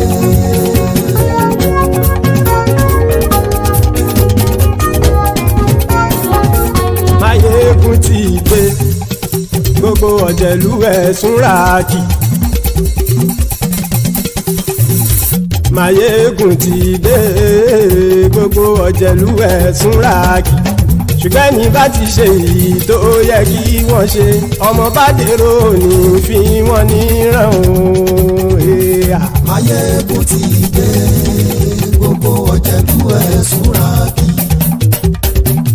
Máyégún ti dé. Gbogbo ọ̀jẹ̀lú ẹ̀sùn ràkì. ṣùgbọ́n ní bá ti ṣe yìí tó yẹ kí wọ́n ṣe ọmọ bá dẹ́rọ̀ òní fi wọ́n níran. wọ́n fowó bẹ́ẹ̀ o Máyégún ó sọ pé wọ́n ò bẹ́ẹ̀ wọ́n fowó bẹ́ẹ̀ Máyégún ó sọ pé wọ́n ò bẹ́ẹ̀ oníkanṣá ti ṣe èyí tó yẹ kí wọ́n ṣe fáwọn ará ìlú tó gbé wọn débẹ̀ o àyè. Máyégún ti dé gbogbo ọ̀jẹ̀lú ẹ̀sùn ràkì. Máyégún ti dé gbogbo ọ̀jẹ̀lú ẹ̀sùn ràkì. ṣùgbọ́n ní bá ti ṣe yìí tó yẹ kí wọ́n ṣe ọmọ bá dẹ́rọ̀ òní fi wọ́n níran. kì máa yí ṣe eré ọ̀rọ̀ yìí kì í ṣe ẹ̀fẹ̀ kì máa yí ṣe eré ọ̀rọ̀ yìí kì í ṣe ẹ̀fẹ̀ ẹni bá ti lè lẹ́bọ̀ lẹ́rù o ọmọ bá dèrò kàṣàyè tú wọn síta. Máyégún ti dé gbogbo ọ̀jẹ̀lú ẹ̀sùn ràkì.